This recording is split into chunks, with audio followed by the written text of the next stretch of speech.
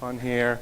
Good evening, Hampstead, and welcome to another night of a school board meeting for June 14th, 2022.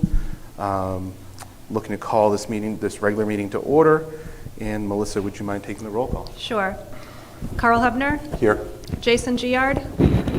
David Smith. Here. Megan Malcolm. Here. Erin Pellegrini. Here. Thank you. And also seated at the board table is Superintendent of Schools Bob Thompson and CFO Jeff Dowd. All right. If we can all stand for the Pledge of Allegiance. What happened to our flag? Somebody took our flag. All right. Hold on 1 second. I'm like, I don't have my glasses, but things are not that bad. Can we put one on the projector?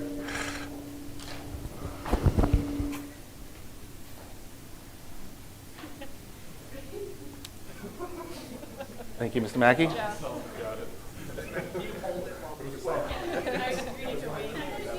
Well, with that, Mr. Mackey, would you like to lead us? All right. I pledge allegiance to the flag of the United States of America, to the republic for which it stands, one nation, under God, indivisible, with liberty and justice for all. All right. Thank you for that, Mr. Mackey. All right. So, start us off here. Board members, there are a package of meeting minutes, 3 sets, May 24th, special meeting, regular meeting, and non-public. Looking for you to take a look at that and looking for a motion to accept and have discussion as needed.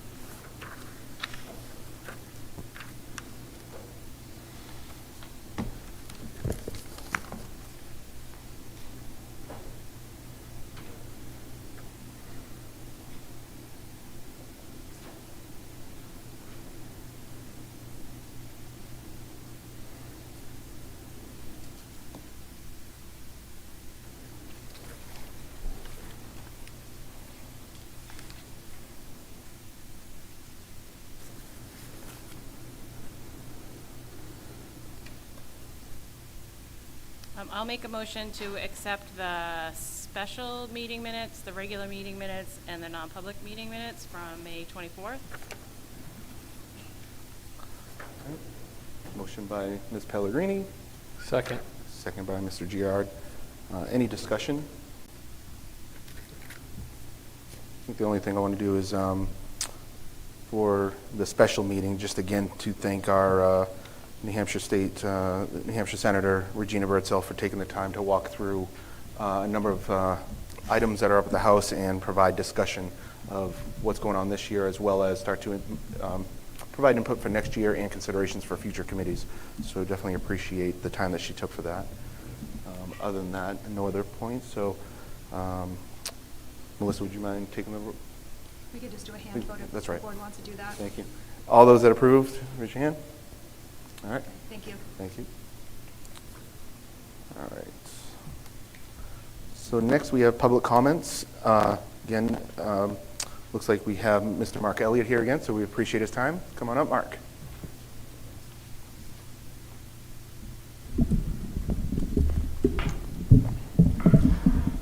Thank you, board. At the last meeting, the board was considering reaffirmation of our data governance plan. We pointed out some issues and the board tabled that.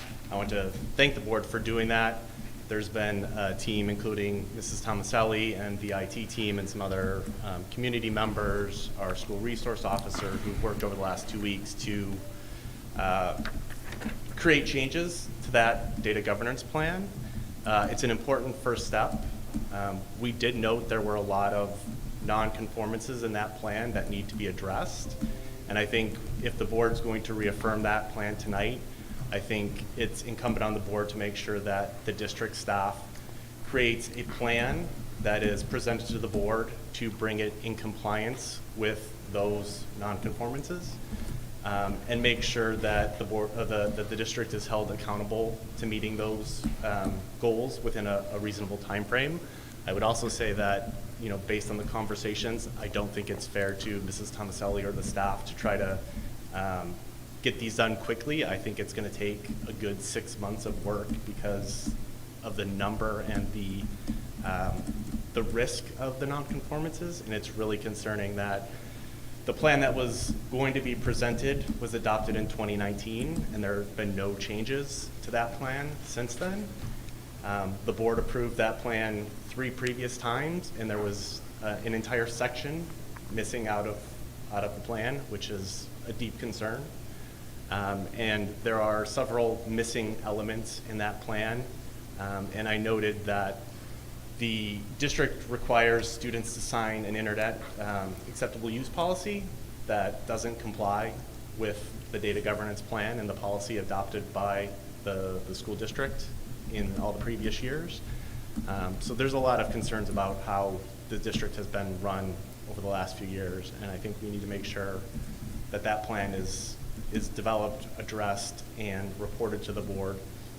I also think that as an additional element to that data governance plan, there should be an accountability review of the district to make sure that longer term, we know that our district meets all of the requirements outlined in the data governance plan, because they're not doing it today, and it's really concerning. It's a threat to the district information technology, the students and their privacy, and all the families of Hempstead. Thank you. Thank you, Mr. Elliott. All right. So that was it for public comments. We're going to move into current business right now. So the first one is probably one of the highlights of the year that we get to do is to talk about scholarship winners. That every year there are 2 applicants that are chosen. And just for the purpose of the audience and to those at home, we're going to just talk about a little bit about the process of this. And then we do have one member here and one that has sent regrets as he is at a tour right now of the school he intends to be at. So the Hampstead School Board Scholarship awards 2 applicants $1,500 each. Over the years, it has been steadily increased. As we all know, lots of things are increasing in cost, especially tuition. So, but I'm going to read through the history and get into the process. So, scholarship was established in 2003, almost 20 years ago. We vote, the school board votes whether or not to do a scholarship for the following year, and if they're in favor, they set the amount of the awards. There's a long list of recipients, and typically it started out as only 1 winner, and it's now grown to 2 per year, usually 1 for a girl, 1 for a boy, or young man, young woman, however you decide to see them. The scholarship application forms are generated by the SAU in September and then sent over to Pinkerton, where the forms are made available for the students and to apply for. At that point, it's not this board that picks, it is the Pinkerton School Counseling Office, Pinkerton Senior Awards Committee that meets in May and chooses the winners. So that's the process that's been done here. Then Pinkerton contacts SAU, lets us know the names, and then we're here in June with those that have been awarded. So again, it's a highlight. We look forward to every year to see who's here, who's getting the award, and talk about what their plans are just a little bit. So, the very first person, as I mentioned, Nathan Lindquist, he is the first recipient that we'll talk about. He has sent his apologies that he cannot be here. He is on a college tour of the school that he's enrolled in the fall of University of Rhode Island, and the SAU will mail his check tomorrow. So we want to say, congratulations to Nathan Lindquist. I'm just going to read through this. It is our sincere pleasure and privilege to present the Hampstead School Board Scholarship, and your academic credentials and your school and community activities warrant such recognition. We wish you the greatest of success at the University of Rhode Island as you explore the field of landscape architecture. And there's plenty around here for him to be employed once he's done schooling, so we look forward to him coming back here. So again, to Nathan, we appreciate that. For the applicant that is here, that has won the scholarship, is Miss Elizabeth Crump, who will be attending Fordham University in the Bronx in the fall. I have not had the pleasure of meeting Miss Crump before, but I know another board member does know who she is. Would you mind introducing her a little bit before we ask her to come up and speak a little bit? Sure, I'll try to do the best I can. So I've known Ellie for a long time, actually. She's been in PTSA Kids, National Junior Honor Society, like really you name it, Ellie's been part of it. She's always someone who volunteered to help with things. She's been, a great mentor sports-wise, and she's just an all-around great kid. So I'm super proud of you, and I'm really happy for you. And this is great. So congratulations. This is Ellie. So Ellie, would you mind coming speak in just a moment? Just talk about what you've been doing as a high school student and then some of your plans as you go on. You can move that down. You're probably a little shorter than Mr. Elliott. So.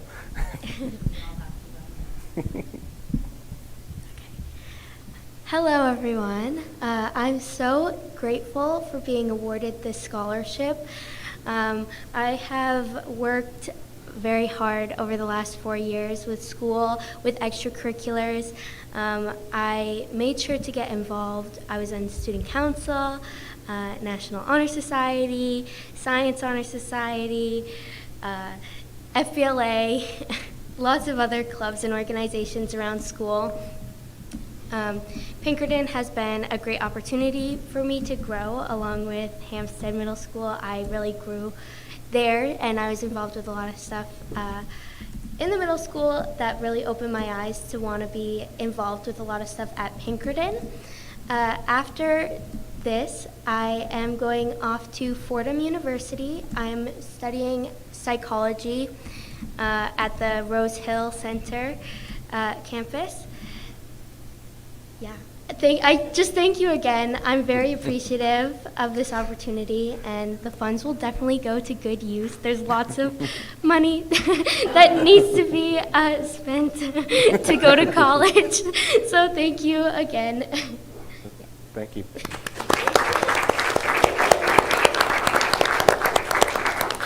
Ellie, congrats. Thank you so much. You're very welcome.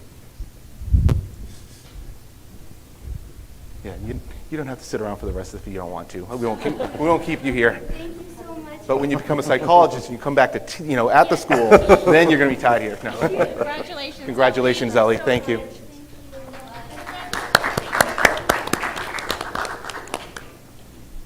All right. And just make one mention before we move into the next agenda item.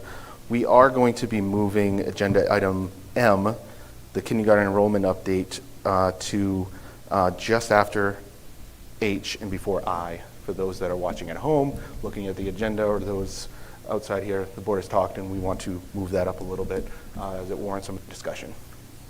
All right, so next on the agenda is the end of year building goals presentation from Principal Cheney and Principal Denola.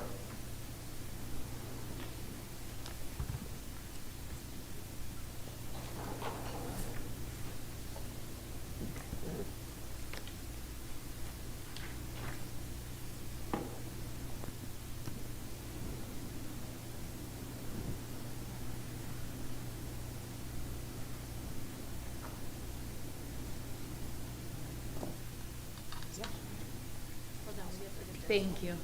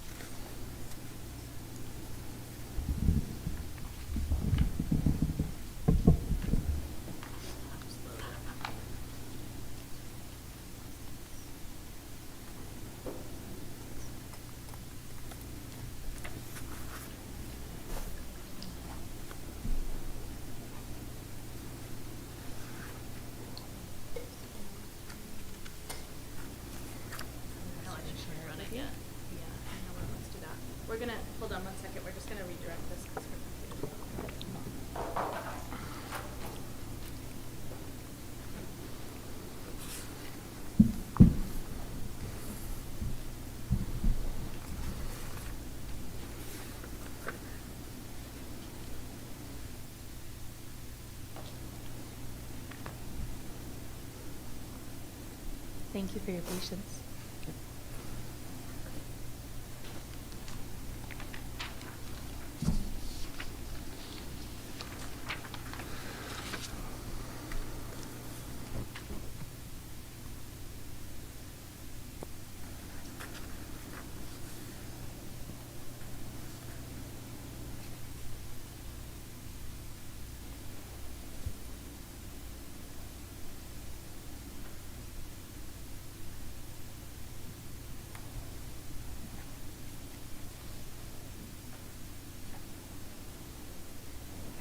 Perfect. No, thank you. Thank you very much. So Maria and I are here tonight, Mrs. Denola and I are here tonight to talk to you about the school goals that we created earlier this school year. Okay, so at the Central School, our first goal was around the idea of universal design for learning. That Central School was committed to incorporating universal design for learning principles into our lessons and our teaching and our design for education. As a quick reminder, universal design for learning is an approach to teaching and learning that gives all children an opportunity to succeed. It removes those barriers and allows for accessibility for all students. So our action items for this year were to participate as a Learning Hub school, to continue professional development in regard to universal design for learning. We wanted to expand the UDL team and incorporate the principals into staff meetings, PLC meetings, and our response to intervention plans. We were also hoping to develop lessons to offer options for engagement, representation, action, and expression. So for this year, we did participate as a Learning Hub school, again at the Central School. We will continue that for the 22-23 school year. We were able to expand our team to include Unified Arts members. Our librarian became part of the team, as well as special educators and various special educators throughout the building to incorporate the principals into their program. The UDL team provided professional development to the staff at 7 out of our 9 staff meetings this year. They would take 2 to 3 minutes of the staff meeting to talk about how they were applying the principles in their classroom, and would often give their colleagues some actionable items that they could go back and take away with them. We also developed the capacity to make sure that there was membership at each of the PLC meetings. So that meant moving Mrs. Wise-Carver from her traditional PLC down to first grade, so that way she was there to voice UDL support and to give feedback. And an exciting piece this year, and this is my little friend here, we were able to increase options for flexible seating through a grant through the communications provider, and all classrooms now have at least one flexible seating option for students. The best part about this portion of the goal is that we've noticed staff members having conversations about UDL principles in their everyday conversation. No longer is it, they're just not learning, it's how can we remove barriers to support their learning. So we're starting to take hold throughout the rest of our building. This year the team participated in instructional rounds. Instructional rounds is a model where teachers watch each other teach and they look for evidence of the principles in their work. The UDL team then reflected on that and decided to pick a goal talking about student reflection. So this is students reflecting on, was the learning choice I made beneficial, or should I try a different choice next time? They also participated in lesson design studios, where a group of teachers, and that's this picture up here, participates in co-constructing a lesson that is delivered to a group of students and then reflected upon as a team. They actually co-constructed a lesson for preschool, and then they went in to monitor the engagement levels of preschoolers throughout the lesson. And then finally, our UDL team did present at the State UDL Conference this year their work about sketchnoting. And so in regard to universal design for learning, we do have some next steps and additional pieces that we weren't able to tackle this year that we're looking forward to moving forward with next year. The first one is around examining our assessment practices. In UDL, we're trying to remove barriers to find out what a child knows. How can we do that through assessment? Could a child show us a simple math problem with cubes as opposed to doing it on a worksheet? You know, what are some other options for children to show us what they know? We also need to continue to develop lessons that offer options for engagement, representation, action, and expression. We want to move this work beyond just the UDL team into the rest of the staff. We have a really committed group, and it's catching, so we are working to continue to push it. And that's the final one, build capacity and move UDL practices beyond the core UDL team. And then to integrate it into response to intervention. So again, how do we remove barriers? How do we look at learning and teaching as an opportunity for us as adults and teachers to remove those barriers so kids can be successful? And our second goal this year was around social emotional learning. And we really wanted to make sure that we could create a social emotional environment and curriculum and supports to help all students be successful. Hampstead Central School is very clear about educating the whole child, and SEL is definitely a part of that piece. So our action steps that we anticipated at the beginning of the school year included expanding our team to include representation from all of our grade levels, unified arts and special educators. Continue to develop our behavior matrix and to increase clarity for staff and students, and then to develop tiered intervention for students. And what actually happened was that our focus was on really reintroducing students to school and reteaching expectations. It was important as well to develop common language to support students. So that way when I spoke to a student in the hallway, it was similar language to what was being used in their classroom, with similar language to what might be used in an intervention space. And making sure that we had those regular interventions.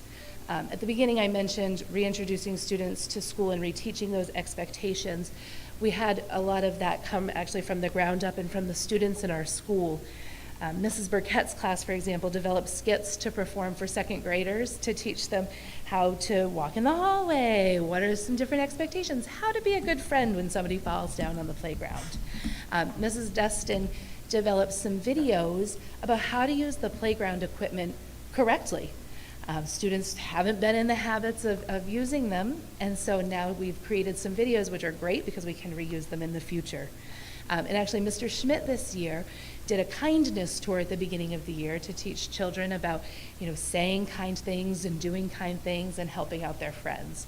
So, like I said, there was a major focus on just reintroducing students to the school environment and what the expectations are.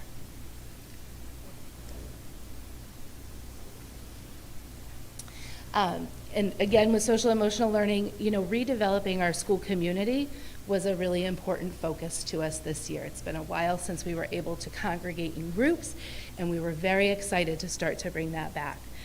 So all school assemblies started this year, and there were different opportunities for community building. What was so great was our community show with our second graders was our first full school event in over 2 years. And what a nice way to welcome back our school community with the bigger community. In addition to that, we've had other performances such as our multicultural show from our fourth graders, bringing back some of our traditions, like the third grade concert. Today was Flag Day, which was lovely, and many parents commented about how just nice it was to be a group again. Additionally, to support social emotional learning, we've brought back field trips. Grade 4 has gone to the State House. Grade 3 went to the Conservation Trail. Next week, we're going to Odiorn with the first graders. So getting kids out into the community.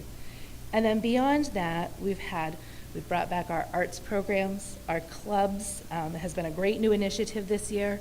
There's been outdoor learning activities. We've had the soil tent come from UNH. We've had students walking across the street to the community garden. There are some pictures on one of the slides coming up about opportunities for the police to come in and read to the kids outdoors. So we're excited about that, because when kids are engaged in their learning and they're excited about their learning, we can tap into these other ways of them knowing and demonstrating what they know, and it's happier. In all these pictures, the kids are smiling. At the third grade concert, it was lovely to see kids who may have challenges in certain areas of our building smiling, dancing, laughing, singing.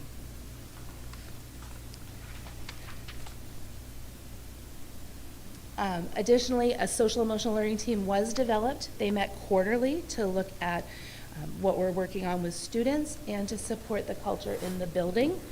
This year there was a focus on the culture of the building, and support for staff was a major focus of the group this year. We have developed a behavior matrix that was shared with staff. Feedback was gathered and responded. It's been introduced to staff, but not to students, so that's future work. There was an SEL tip of the week for staff. Sometimes it focused on how you can develop that with students, and sometimes it was even just about how staff can take care of themselves. And again, this year, it was important that we had that common language, talking about the zones of regulation and the second step curriculum. And so some of our next steps, as I said at the beginning of the year, high hopes, and we got through some of the things, but there's still work to be done. That next year we want to focus on developing tiered behavior interventions for students who need additional support, to continue to develop our behavior matrix and clarify expectations for the various common areas throughout our building, and to continue developing documentation and clear communication around behaviors. For the next school year, too, the conversation has been about making sure we're focusing on teaching the expectations earlier in the year, so that way students know them, understand them, and can be held accountable for them throughout the school year. And so then just to end with some celebrations, my favorite things. We've had a wonderful year. We've had teachers nominated for awards. We had a Teacher of the Year nominee. We had the ability to be the first in the state for a vaccine clinic for children under 12.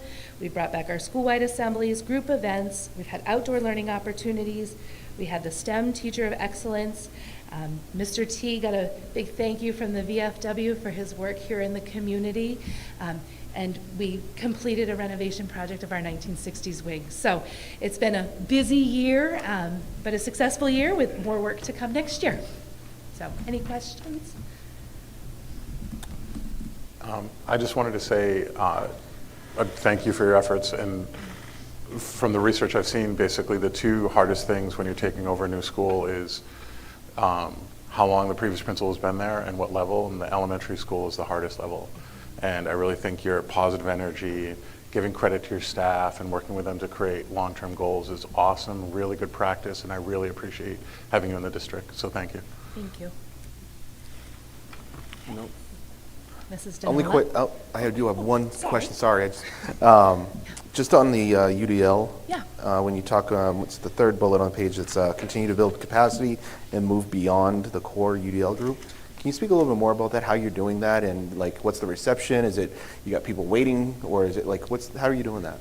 Yeah, no, that's a great question. So what we've done is, like I mentioned, we've done at staff meetings, we've been giving some UDL tips. We've been able to give some of the teachers even the physical tools to help them get excited about UDL, bringing in the flexible seating. For our budget next year, we've put in some additional UDL tools, both flexible seating and other pieces to help students increase their engagement. By having a strategic member on each PLC, their excitement is catching throughout the building, and starting those conversations and having that regular presence at RTI meetings, PLC meetings, which is like their team meetings, has been helping to get it going. And like I said, there's a lot of conversation. Right now the UDL team meets before school. We're looking to find a way to incorporate that into our regular days, so that way it becomes part of the culture, not an extra piece. Awesome. Yeah, Thank you. you're welcome. Anything else, anyone? And just echo, thank you for your first year of leadership with all the challenges and the benefits and all the good things that have happened.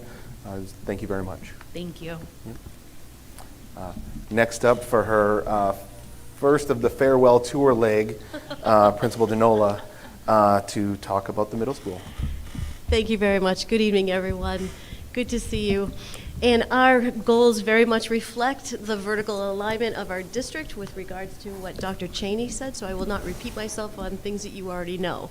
Our first goal was in the area of instruction and to identify consistent, effective instructional strategies.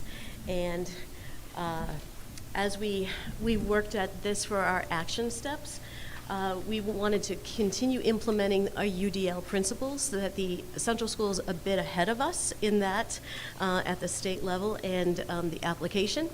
And we have a UDL team that has been working for a couple of number of years. And that is a small core group that we share out at our staff meetings as well, best practices. And we one of the things we want to do moving forward in 22-23 is to increase professional development for all staff members in the area of UDL. Our professional learning communities will be analyzing practices and looking forward to understanding what the best strategies are for our learners today. And this core group of HMS teachers have been participating in the CAS training, as I said, and as the needs of our learners change, we're acutely aware of the need to examine our current practices, which may result in replacing ineffective methods with highly effective research-based strategies, and that is what UDL offers us. Through this process, we'll come to consensus on the best teaching practices that support all learners. And this self-reflection is time for us as educators to garner a perspective and identify those sound teaching methods.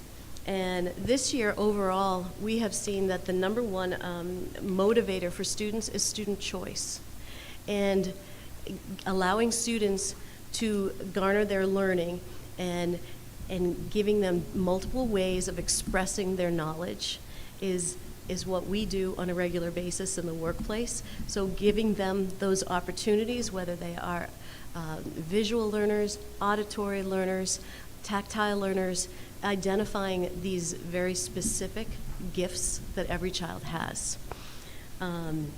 So one of the things that we've done is to do instructional rounds. And it sounds like medical rounds. We've done that before in our district, but it is teachers looking at teachers teaching.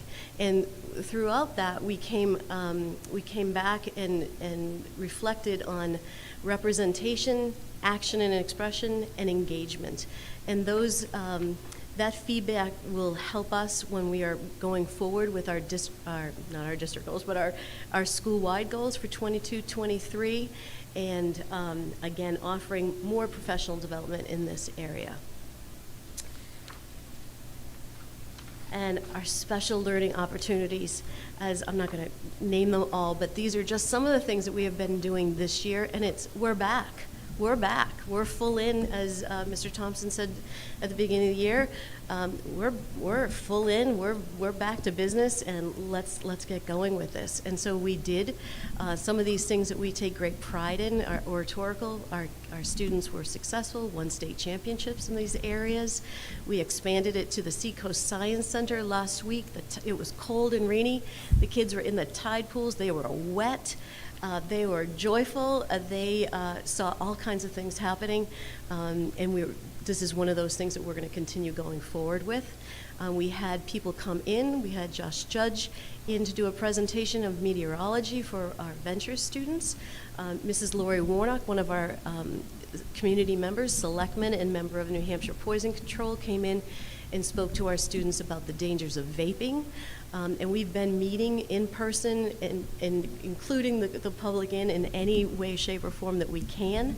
And if you're around on Friday after the Hawk Awards, we will have medieval nights that will be here to support our fifth graders. They're doing medieval history.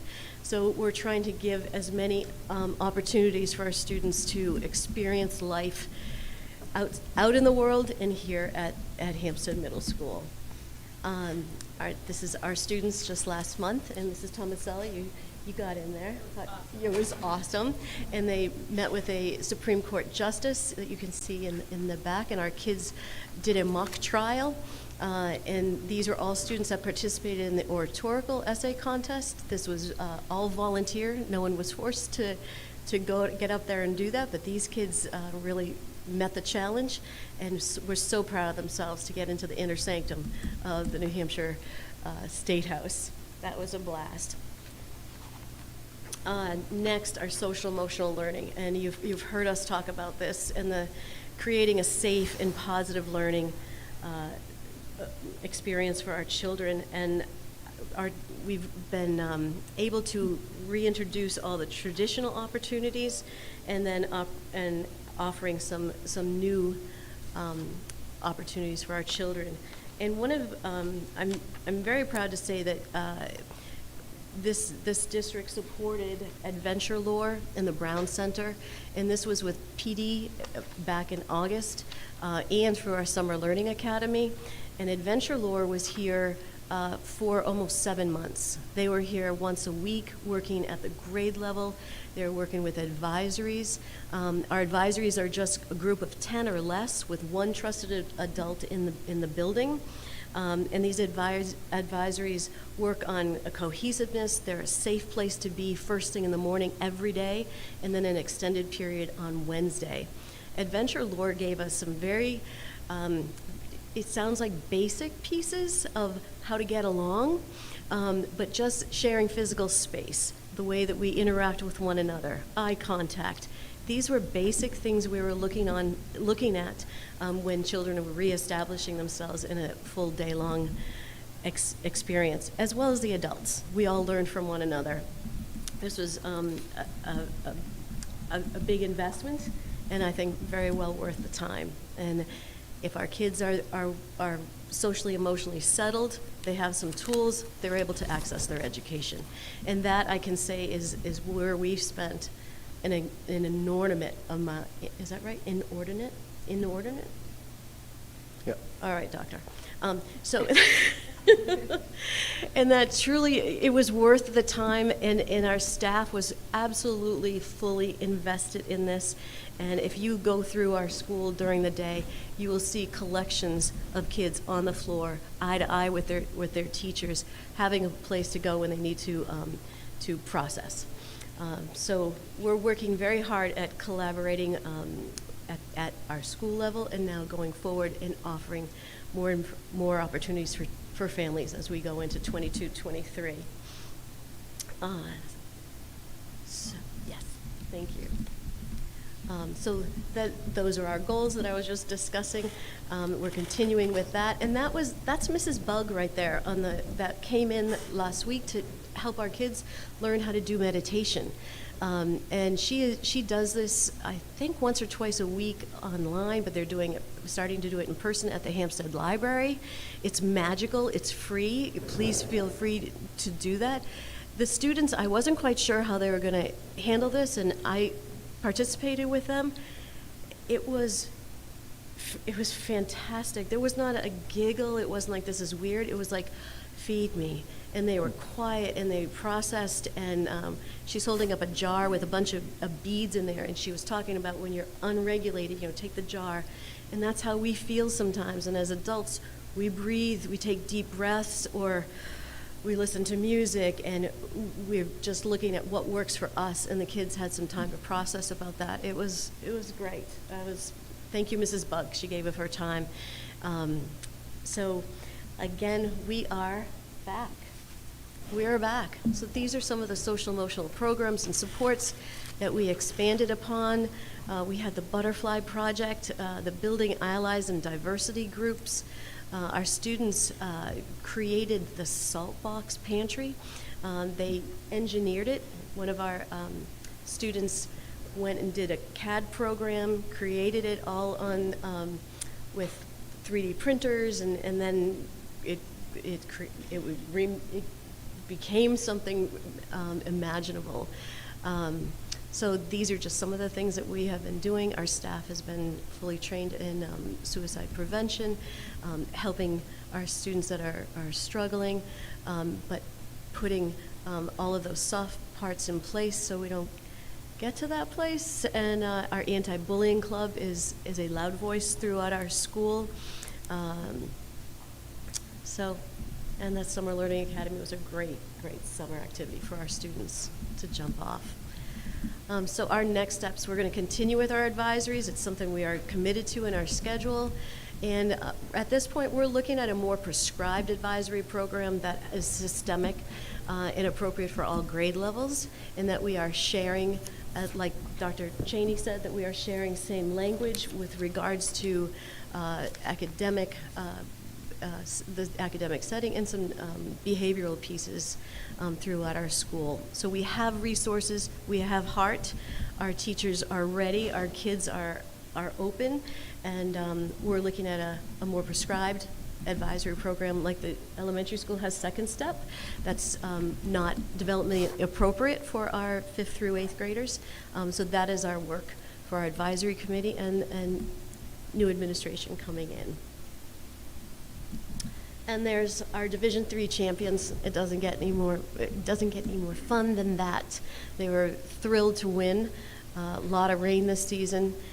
Congratulations to our boys baseball team, and congratulations to Mrs. Howard, who is a nominee for New Hampshire's Teacher of the Year, and we couldn't be more blessed with Mrs. Howard. There's a lot of laughter. Isn't she supposed to be here tonight with the yoga outfit on? That's Friday. Yeah. Right?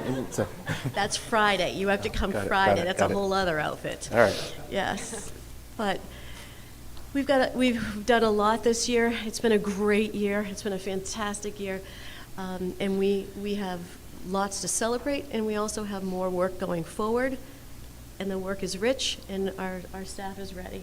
That's great. So thank you. I think Mr. Thompson, you want to say anything?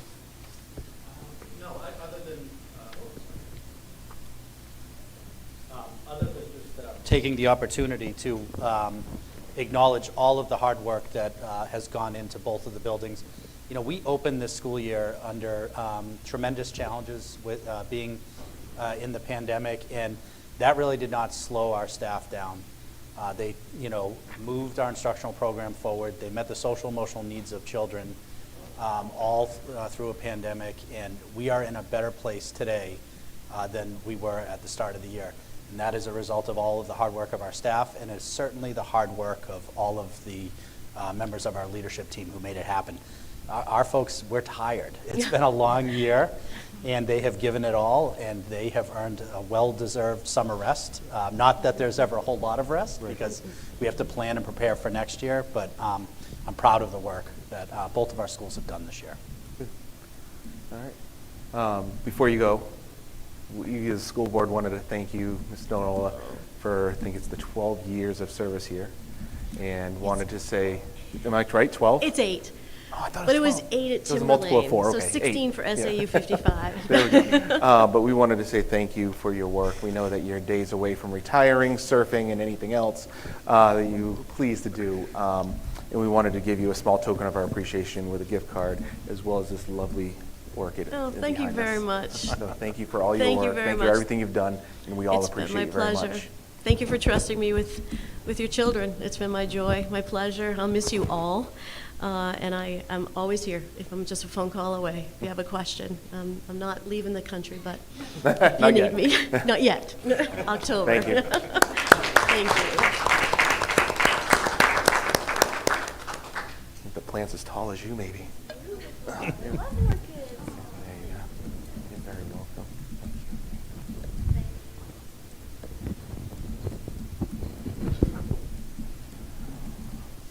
All right.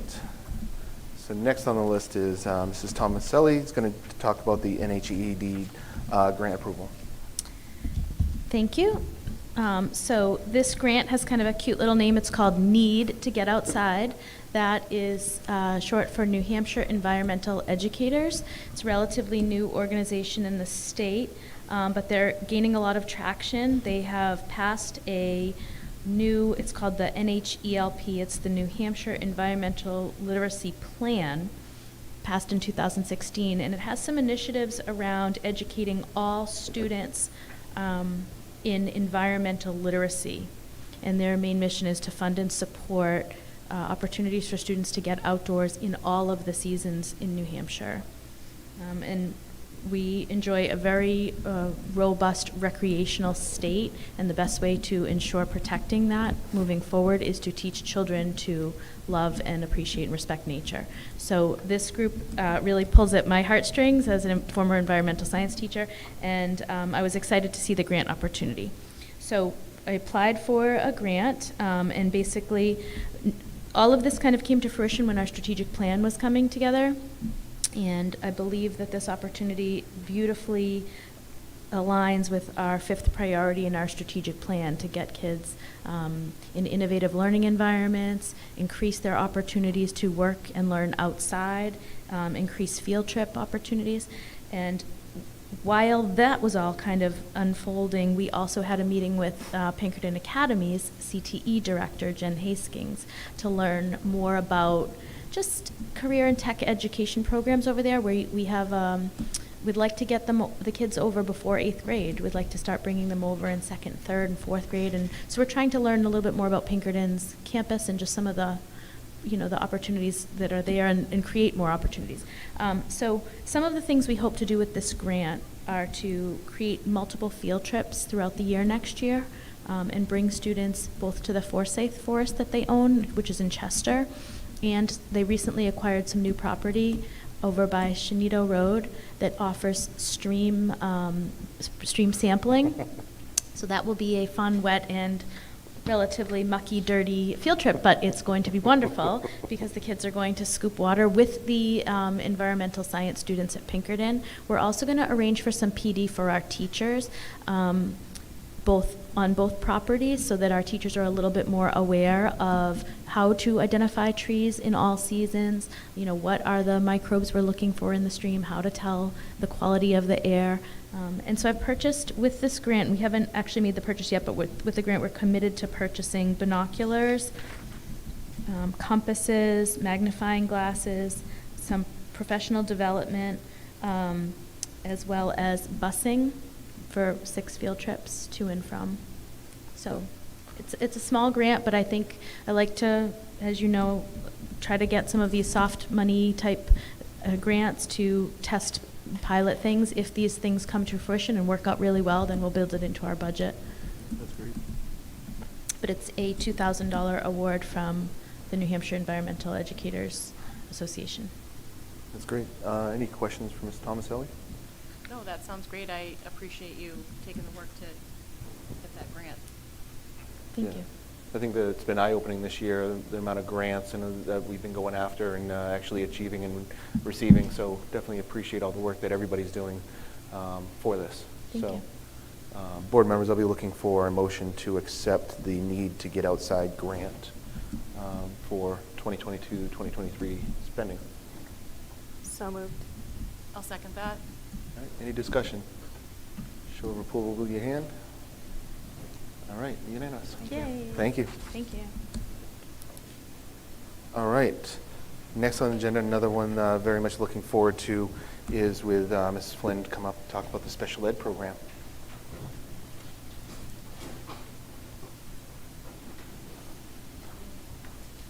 With additional support.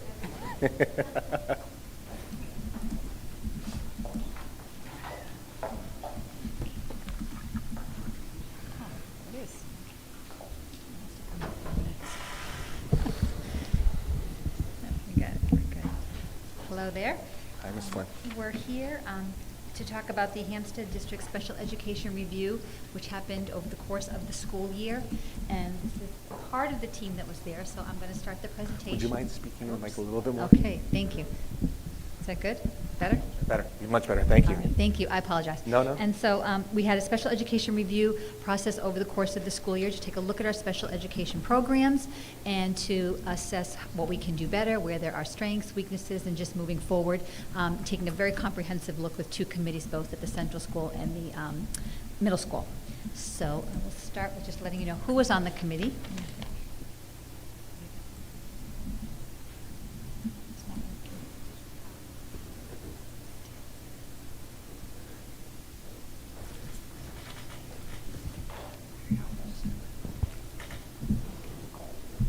So the Hsdsb middle school committee team members included Kevin Murphy, who was the facilitator, Tracy Griffin-Hagen, the director of student services, myself, the assistant director,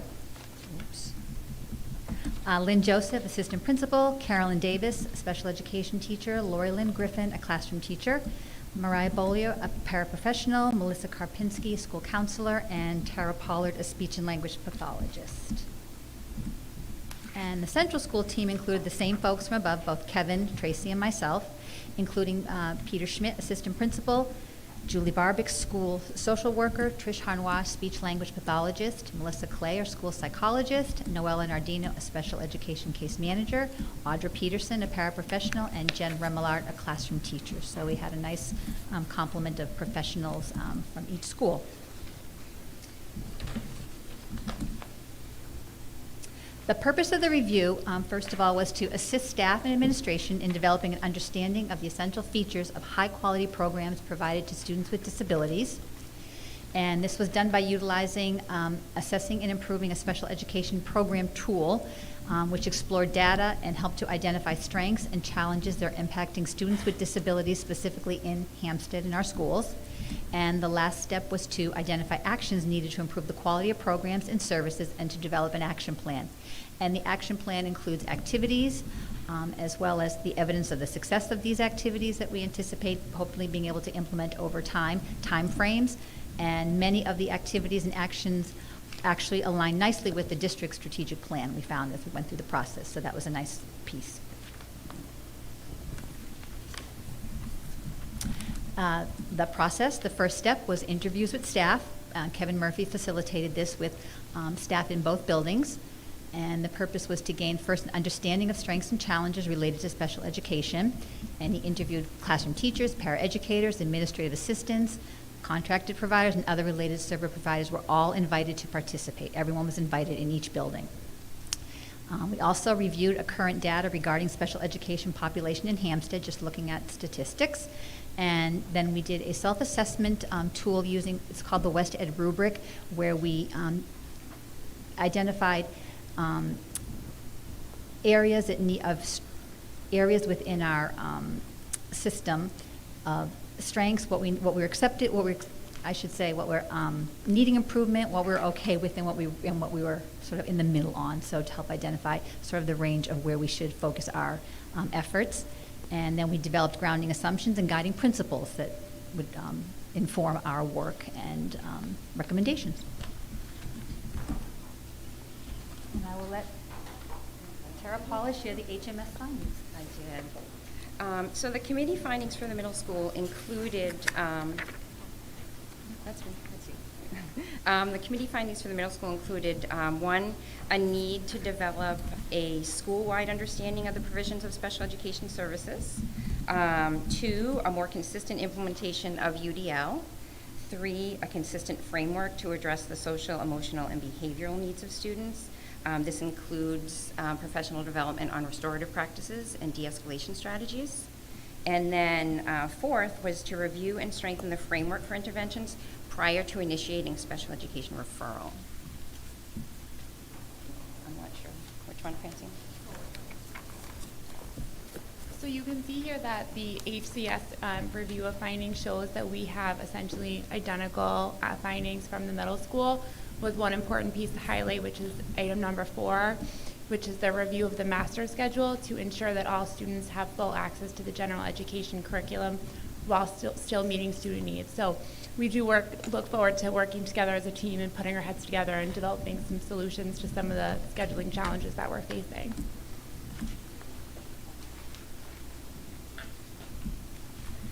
And based off our findings, we've developed some what's next. And some of these what's next, Francine alluded to a time frame, and obviously some of these we are in place right now, but as time in the next year or two, we'll be implementing more and more. But some of the what's next is providing relevant professional development for paraprofessionals. And I think, thank you to Nicole, I think some of that early release next year will allow even more of this professional training happening. We also are looking to provide some training for our school administrators that are our LEAs, which is a official person at IEP meetings that make sure that we are following the rules of the special ed law. So we're going to provide them, more special ed LEA training moving forward, and I know that's happened this year. We're also looking to provide more staff training in certain areas. One of them is executive functioning. I think we've recognized with the change of how education in the past couple of years that executive functioning is a big piece. And again, that early release time will allow some great extra training time. We also are looking for new hires, special ed staff, especially in onboarding process, so we have steps in a process that we're following with all new staff members, so they're fully aware of what we do at Hampstead Middle School as far as training to help them to step right into their position. We're also continuing to monitor and ensure students have access to least restrictive environment, which is important to allow all our students to access the curriculum. Another what's next, develop a decision-making process for accessing to paraprofessional support. This ties into our student, when we have students in the special ed program, they have their individual educational plan and they may need para support, and how are we providing this efficiently in classrooms. Training as well for general ed teachers in the special ed process, so we can work more collaboratively with special ed teachers, case managers, paraprofessionals. And again, that was another item, increasing that collaboration time, so we're all on this on the same page, and that goes with understanding curriculum training and curriculum modifications. Again, least restrictive environment, so how can we provide what the student needs at their level. And then more lastly, again, with paraprofessionals, we've had a wide range of some paras work at 5 hours a day, some 5.5, 6, 6.5. This affects how we schedule paraprofessionals, juggling around, and with more consistency, this will allow less of that focus and more the focus of the needs of the students. And I know that's another action plan that's already been moving forward. Alrighty, so what is next at HCS? Just like our colleagues over at the middle school, we're providing relevant professional development for our paraprofessionals, providing special education LEA, which is local education agency, training to our building administrators, providing professional development in social emotional development and collaborative teaching, providing training to case managers in strategies to supervise special ed paraprofessionals, clarifying the referral process and eligibility for all student interventions, also developing a decision-making model for assessing paraprofessional support, developing a decision-making model for reduction and/or exiting of special education services. We are developing a consistent approach to report card language for students with disabilities, developing consistent times for paraprofessionals to meet with case managers and for case managers to meet with classroom teachers. That collaboration piece is very, very important in this program. We're also working on co-locating special education teachers to shared space. Developing a parent focus group to develop parent and caregiver learning opportunities, and developing a consistent time for the BCBA, which is a board-certified behavior analyst, the social worker, school psychologist, and counselor to meet to provide that discussion and collaboration time, and to move towards consistency, just like at the middle school, with paraprofessional work hours during the school day. I think I turn it over to Francine.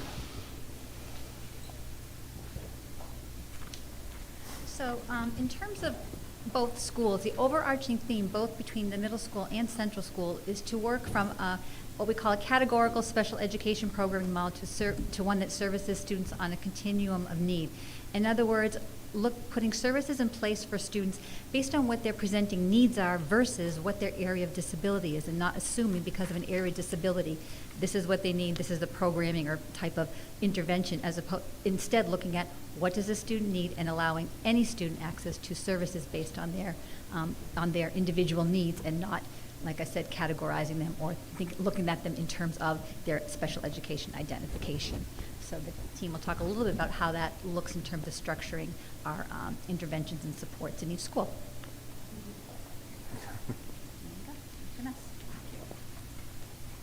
So at HMS, what we're doing in this continuum, as Francine said, is changing a little bit how our special ed program looks. At this time, we now have a case manager at each grade level, and then we've had some other case managers doing different duties, along with our paraprofessionals. What we're looking to do now to kind of be able to provide services with more people involved is move to a 3-person system across 2 grade levels. So we'll continue to have that grade level case manager at the 5th, 6th, 7th, and 8th grade. Instead of a couple case managers that cover 4 years, we'll now have a case manager at the 5th and 6th grade level and the 7th and 8th grade level. So that provides 3 case managers at each of the 2 grade levels, and this will help provide, I think, spread some services out, and we'll talk a little bit in a moment about some of the advantages to this model. I think Tara was just going to mention some of our other providers and how they're involved in this continuum as well. So we haven't had to hire any new staff either for this. This is just a restructuring, which is nice, providing the specialists and our case managers some flexibility to better meet those new needs of our students. So under other providers, we're looking at having a special education teacher be available across 4 grade levels to deliver specialized instruction. So that need at the middle school is someone who's very well versed, highly qualified in math instruction right now. So that's taking some of that potentially off of our 5th grade case manager, because we have a specialized teacher who can provide that instruction to free up these case managers so that we can start meeting with our other providers. They can be more meeting with their classroom teachers to be providing those academic accommodations and modifications. And then the other providers there, full-time speech-language pathologists, our occupational therapists, school psychologists, board-certified behavior specialists, and then we have our half-time school psychology intern, a psychologist intern, and a half-time social worker. And those are all staff members that we have currently. It's just a bit of a restructuring that we're looking forward to. And as Tara mentioned, with some of our model advantages, again, a little more equity of special ed teacher caseloads. This allows us to spread some of our caseloads out to make them more balanced. And again, what it's going to provide us is to allow us more service time with our students and with the appropriate staff member that can provide the best needs for that student. It's going to increase familiarity of the curriculum. If you're a case manager over 4 grade levels, you've got to know all 4 grade levels, and depending on the size, it can be very stressful and very time-consuming. So this allows us to cut down on some of the case managers only needing to know the 2 grade levels. Again, Tara touched on this, the increased communication and collaboration. This will allow some more flexibility and more time for the case managers, special educators, and paraprofessionals to work together in developing, what the best needs, modification, accommodations in the classroom for the students, providing the least restrictive environment, and then sharing of assessment and specially designed instruction for case managers with larger caseloads, going back to that we just now will have a more balanced caseload that will allow us, I think, to work more efficiently in what we're doing and providing the services more efficiently to our students. So what you'll see here is the HCS structure that we will have in place next year. And this structure will guide all of our decisions next year, but it is important to note that there has to be some flexibility within this system. And there are some important differences from what you had just heard about our structure over at HMS. So here you'll see that it's broken down into 3 different parts. We have preschool and kindergarten, grade 1 and grade 2, and grade 3 and grade 4. Preschool and kindergarten will have 1 case manager, 1 designated speech-language pathologist, and a group of paraprofessionals. Grade 1 and grade 2 will have 3 case managers, a separate designated speech-language pathologist, and also a group of paraprofessionals. Grade 3 and grade 4 will also have 3 case managers, 1 speech-language pathologist, and a group of paraprofessionals. We do have other service providers at HCS, which include 2 occupational therapists, 1 school psychologist, 1 board-certified behavior analyst, a half-time school psychologist intern, and myself, the school social worker, also at HCS, roughly half-time, but that does vary according to the needs of the school. So we do look to balance at all times in terms of staffing and allocating resources. And to highlight the structure that Julie just shared with you, here are the advantages of the model for us. Okay, now we return back to our regular scheduled programming. Already in progress. So the model advantages are that we will address the concerns of equity of caseloads, just like our colleagues at the middle school. Special education teachers will have a deeper connection with the general education curriculum, which is very important for the success of all students. Increasing collaboration between the general and special education staff, again, working together. Collaboration is another big piece of this. Our paraprofessionals will become part of a grade level team, again, to provide that wraparound support with the grade level. Also, greater oh my God, continuity. There we go. Continuity of supports for all students, and greater flexibility in providing and offering those supports to all our students. I believe that is all of our presentation. We will open it up to questions if anybody has them. Board members? I have some questions. You can go first. No? Aaron, you want to start? Yeah, I didn't know if Megan had questions. I have one question. So when we go back to the two slides, the what's next, there's a lot on these slides. It's a little bit overwhelming to look at. So just curious if there's an action plan with like milestones or goals? There are action steps with timelines. Oh, okay. Some of them we envision being able to do within a year, some 2 years, and some are ongoing even. It's just a course of getting started and then building on and developing. So in the actual review plan report, there are timelines and definite breakdowns. And I'd like to add to that too. What we'll do is what we call a crosswalk. We're going to take the strategic plan, we're going to take the special education review and look for commonalities. What do they have in common? Because if you look through some of the action steps here, you're going to see them that they're identified in the strategic plan as well. And that was actually by design, because you have Tracy Griffin-Hagen, our Director of Student Services, who's part of both processes. She was on the strategic plan committee and part of this as well.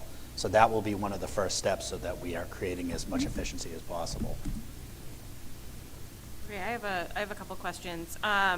So I'm curious if in the creation of this, if you had like in-school observations, or if you're planning on having in-school observations of classrooms with the students with the needs and making sure everything is actually working as planned. In terms of observations or other than? Like observations of the classrooms and that type of thing. Ongoing observations anyway as part of our, process, in terms of if we do anything differently in terms of how it looks. I'm just curious if you had any of those whilst putting the plan this plan together. This actually, well, it was with the input of all the people who are actually doing it right now and actually are implementing it. The teachers and all the professionals who are on the teams are actually experiencing it. And so this was based on their experience and how they're experiencing providing services, viewing services, and being part of the whole process.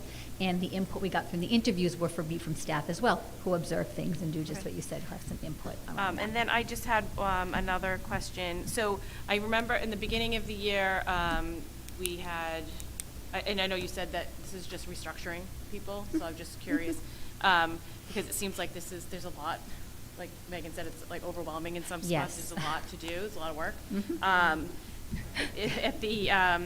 We had cut some positions, which I know they weren't filled, so I preface that. Do you think that was okay, like do you think you're going to need more paraprofessionals and more staff to make sure that you can? I don't think we cut any positions. Well, it wasn't cutting, it was there were like some paraprofessional positions that were not filled. Yeah, we had, at the time that we were doing the budget development, we had approximately 15 vacant paraeducator positions. And we had identified that we did not have a need for all those positions. And that was based on going into each child's IEP and matching their service delivery time with our staffing. And we realized that we were overstaffed, given the fact we still have vacancies and we're still understaffed. But in terms of the total number of FTEs, full-time equivalents, we were able to restructure. We moved some of those half-time positions to full-time. Okay. Which- I was just making sure that you guys had what you needed, basically, to Actually- continue to do the work you're doing.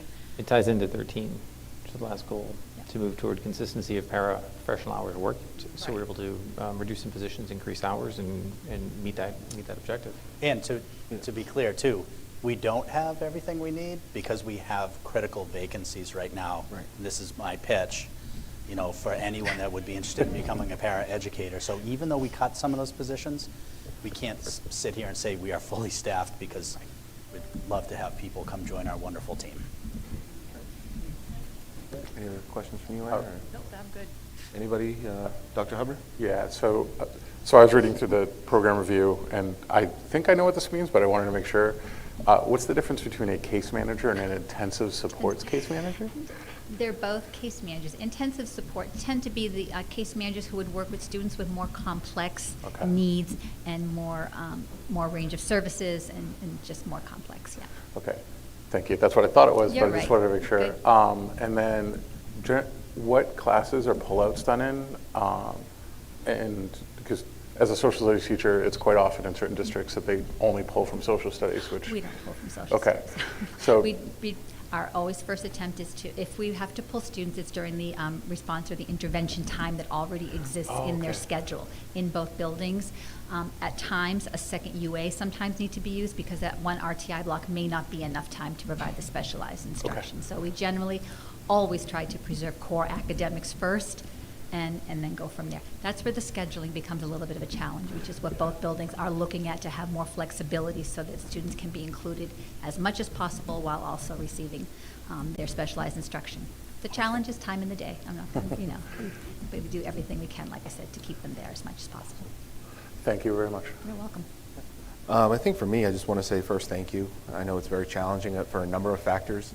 I know this action plan plus other things are going to be helpful, short-term and long-term, so really appreciate it. I appreciate the challenge that you all have at HCS with space. We've taken tours, we've seen it, so we really appreciate all the creativity, we'll call it, of how you're doing to give the students the best lessons and learning that they can. Please know that it's very much, we're aware of it.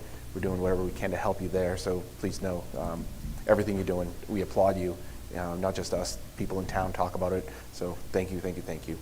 I'm looking forward to next year and seeing these action plans come to place, so I'd love, I know Ms. Thompson always talks about coming back at some point, so I'd love this to happen in a few months, first of the year, whatever, and just see how it's going. And do you have enough, especially, we're right on the corner to talk about budget for next year, so making sure that it's all taken care of and what we can do to help you, so. And if I could add We too, appreciate David, that. I would just like to personally thank Julie, Tara, Caroline, Peter, and Francine taking a night out away from family to come here and present this. And I also want to thank the entire special ed review team in both buildings. I mean, what a truly comprehensive process. The amount of work that went into this is very similar to what went into the strategic plan. And also the inclusivity of the process. So all staff members were provided an opportunity to come provide input, and I think that's reflective of the final product that you see here. And I also think, the presentation highlights the fact that special education is complex. There's a lot of laws, there's a lot of regulations, and the IDEA, it looks very similar to the tax code in terms of its volume. And but we can rest assured that the individuals that you see here have intimate knowledge of IDEA. They understand the regulations, and they're committed to making sure that we're able to educate children and provide them with a free and appropriate public education. And I really appreciate the work this team has done. So thank you. Yeah. Thanks, everybody. Yeah, I appreciate it as well. Thank you. Thank you. All right. Next on the agenda, data governance reaffirmation.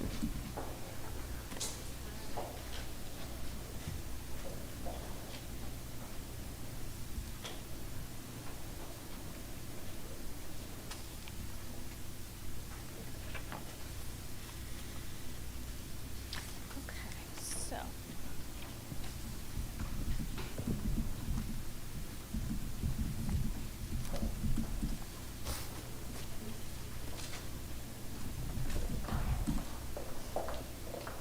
Thank you. There we go. We're still learning our new fancy click share system, so we have two computers synced up. Okay, so this is the newly revised data governance plan. It's a 43-page document. I will scroll through parts of it tonight, but I don't expect people at home to be able to read. I know it's very small font, but we will make this available tomorrow morning on our website if the board approves it and reaffirms it tonight.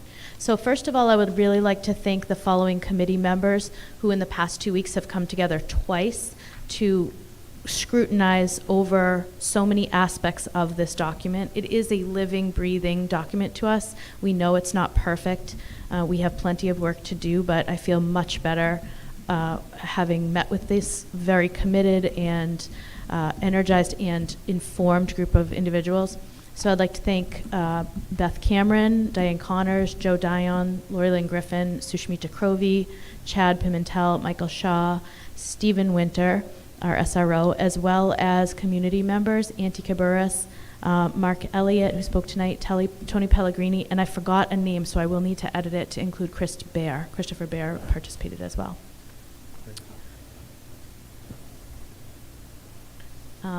So in this document, we made several changes. One of the aspects that was missing that was mentioned earlier this evening was the section called data classification and inventory that I'm pointing to right now. I believe this section may have been missing because I don't think previous technology departments could foresee accomplishing the goals of that section. That is something that I'm asking the board to look at if we advance, and I need to put page numbers on this document as well because that's missing, but it's a heading called Data Classification and Inventory. It's about 2 pages after the graphic. But basically, we need to categorize our data systems in ways that will help us know who has access to them, what types of PII or other data is stored with them, and how that data is accessed, as well as giving it some type of a rating. So on this document, let me just advance to that page, I would like to, with the board's support, have until January 1st to work that inventory out and organize that data. We will not disclose our software brands or specific products, but we will organize the tools into data categories so that we are in compliance with this plan and have a means to kind of know who has access to what data. But I believe this was the section that was left out in previous versions, possibly because they didn't think they could accomplish this. Another significant change you'll see in the document, if we go back to the very beginning, under data user compliance, and let me just scroll back, you will see I've listed out several Hampstead School Board district policies. These were not in the document previously, but I feel as though they're very important to reference. So these are 4 technology and data governance related school board policies that I would like to bring to the policy committee in the fall, because I believe these policies are a little bit out of date with our practices. So we're finding ourselves in a situation where, for example, we have our acceptable use policies are currently signed by parents online via a tool called SchoolMint. I'm not comfortable with that. I would like a hand signature in paper, and I also want a student signature. So we're going to be looking at our curriculum for the fall to make sure we have digital citizenship curriculum done, front-loaded at the beginning of the kids some digital citizenship skills, get their signature. We've already gotten their parent's signature through the Parent Enrollment Express and other handbook methods. Then they get access to their device. But we need to kind of bring our policy up to date with that practice and refine that practice. So these are the policies that I would like to bring to the policy committee in the next, few months. It certainly, the policy committee has a lot of work to do. Those of you that have sat on it are aware. But these are some important pieces. But this plan does outline all of our obligations federally as well as in New Hampshire. and we've updated all the links, we've updated all the appendices. There's a lot of interesting grammar in this document, and we've gotten a schooling on the Oxford comma and other exciting grammatical constructs. But I'm open to any questions you have.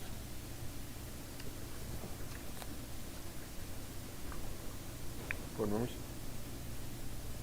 So how often should this typically be updated?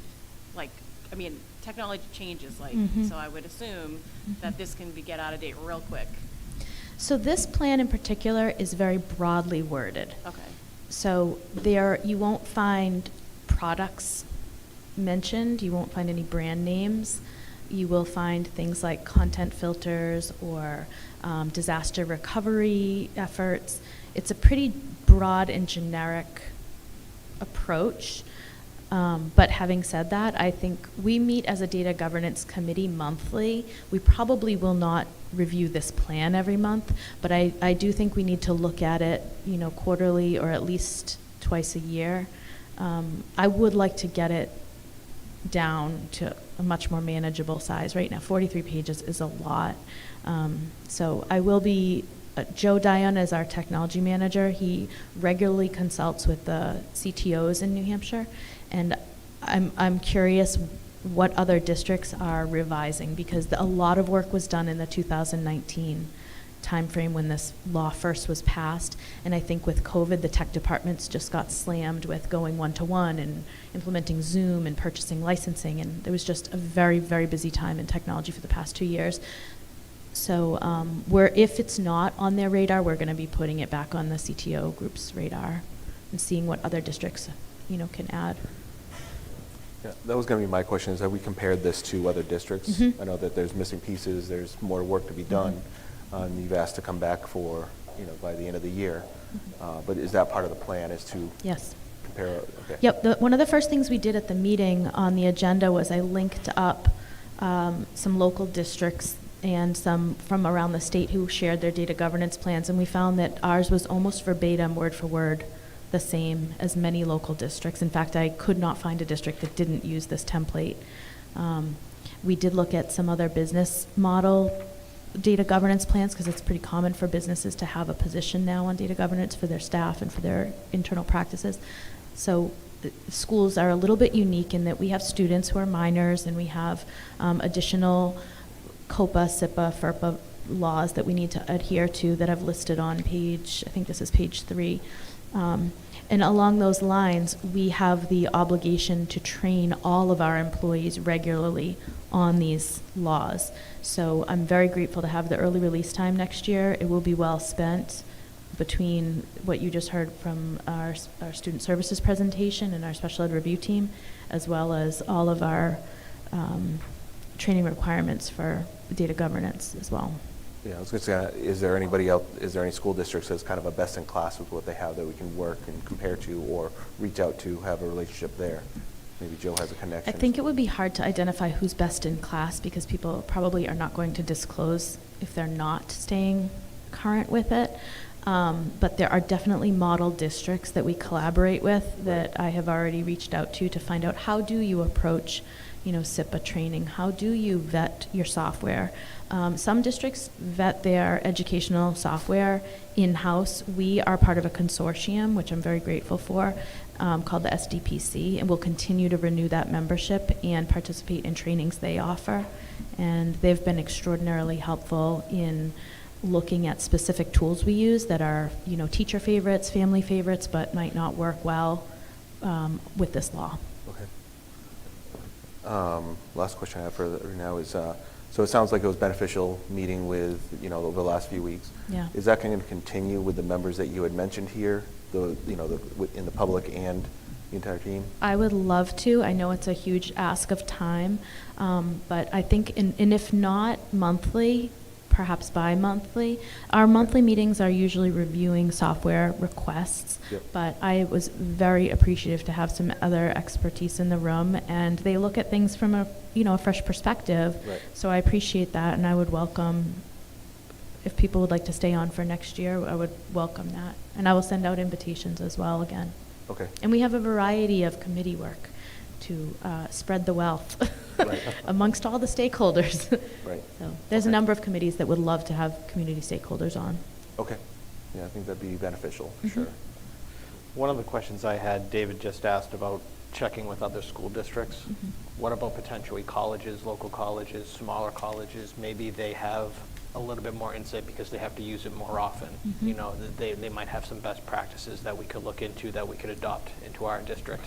Just a different view, a different lens. Yeah, I love that idea. So if we could look into that, that'd be great. And then I had the same question too about continuing the meetings with the community and the committee, because it sounds like in a short span we gained some ground, but it also sounds like we have some more ground to gain and a lot more work to do. Yes. So if we can find a way to continue those meetings, that'd be incredible. Yes, I would absolutely. We can certainly look to colleges. They present some unique situations with their data governance situations because they have students living on campus. But certainly we have never-ending, evolving devices that we need to consider. And I would actually like to look at some college plans. I think that's a really great idea. And I really enjoy having the community members in, so we will continue that. All right. Any other questions? I just wanted to say thank you for coming in and helping us out with this. I didn't really know much about data governance. I did ask around, and I found out, I know somebody that helped to develop this at Timberlane, and that the original development, it was somewhat chaotic, and it was adopting and pulling from a bunch of other places to try to have, it came up as in a bunch of school districts didn't have these things. Right. But I think how you're evolving it is really good, and I think you're in the right process to continue to evolve it, so thank you. So I'll be looking for a motion to reaffirm the data governance plan with the caveat of coming back by the end of the year with an updated plan. Do I have to repeat all that if I make that motion? It's up to you. Make that motion that David just said. So Aaron made the motion, looking for a second? Second. All right. Any discussion? All right, all approve? There you go. Thank you. Thank you. Thanks. All right, so next we're going to turn this over to Mr. Dowd for a donation acceptance.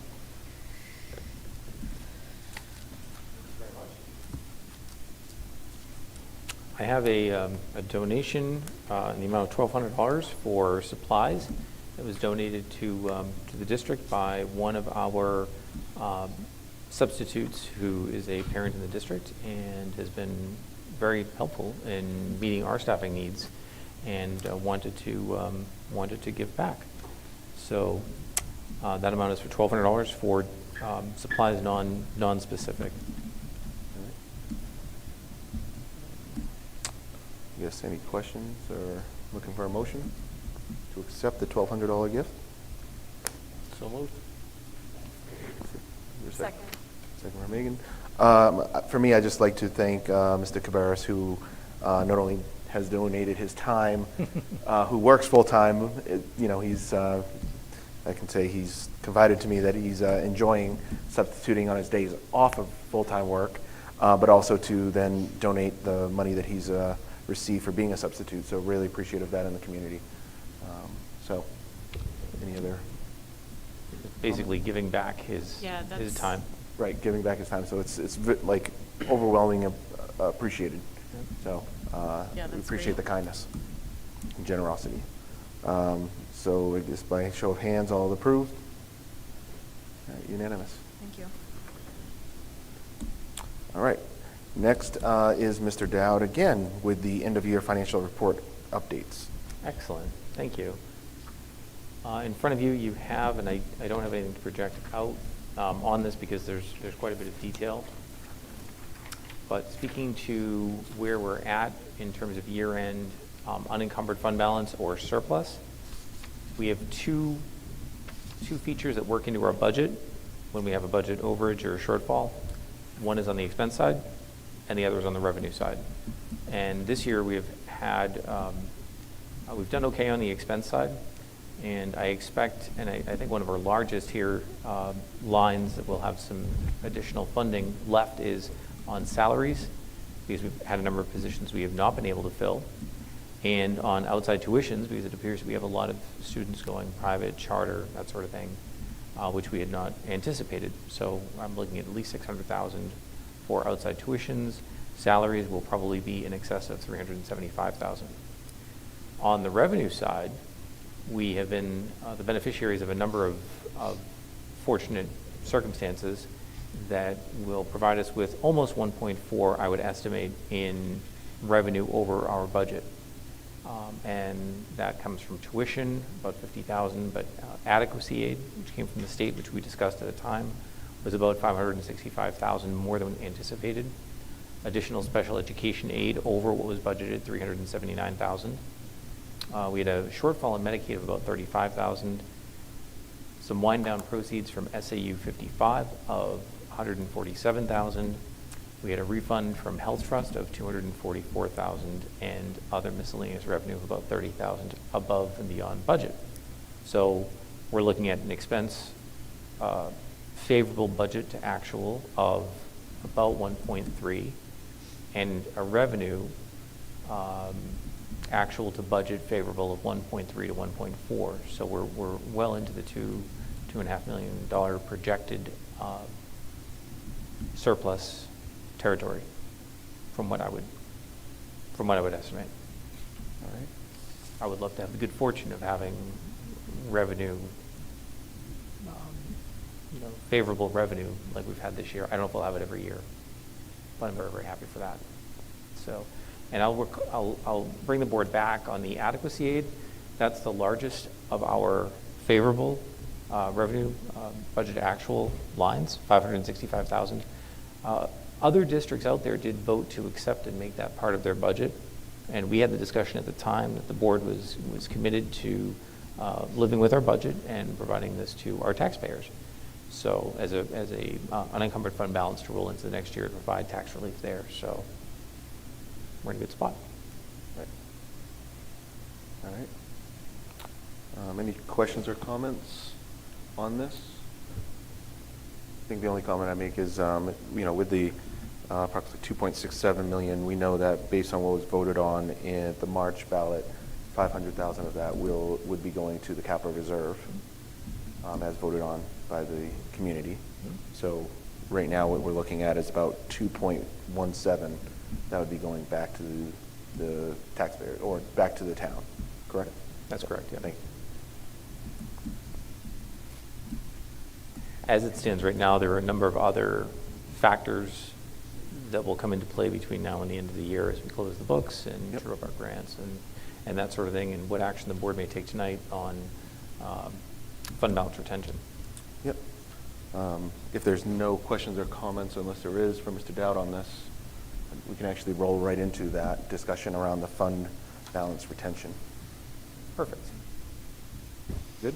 All right. So you should have in your packets a fund balance retention explanation. So fund balance retained, just as a refresher for members of the board and anyone who may be at home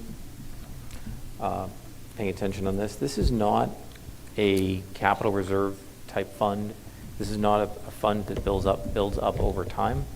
The fund balance retention is the amount that this board has the authority by statute to vote to hold back, to withhold. It's not part of our budget. It's part of a contingency fund. Those are funds that we don't return to the taxpayers as an offset for next year's taxes. The contingency fund is the terms of how you can spend contingency funds has lessened or loosened over time, but this is nothing that we would obviously be aiming to spend at any point in the future. It would be there if we ran our budget out entirely, had some catastrophe that required an additional cash flow. I don't know. I think I heard one time of a district up north that had a school roof collapse, and so it was helpful for relocating their students and doing the repairs that they needed to beyond what they were allowed to receive back from their insurance carrier. So as a district, the statute will allow up to 5% of the town's assessment, and that was through a 2020 statutory language update. We follow the old statutory language, which permits up to 2.5%. So currently, we have 250,000 of fund balance retained from last year, from the 2021 year end.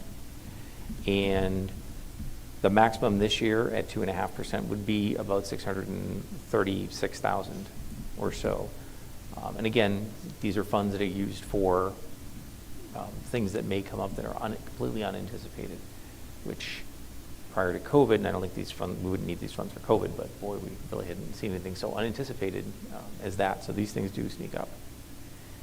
We are holding 250,000 right now.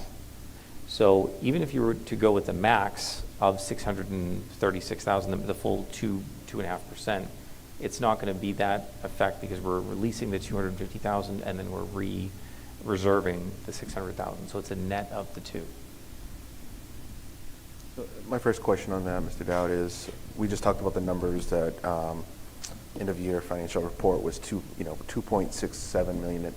That 250,000 that we've retained is not included in that number. Correct.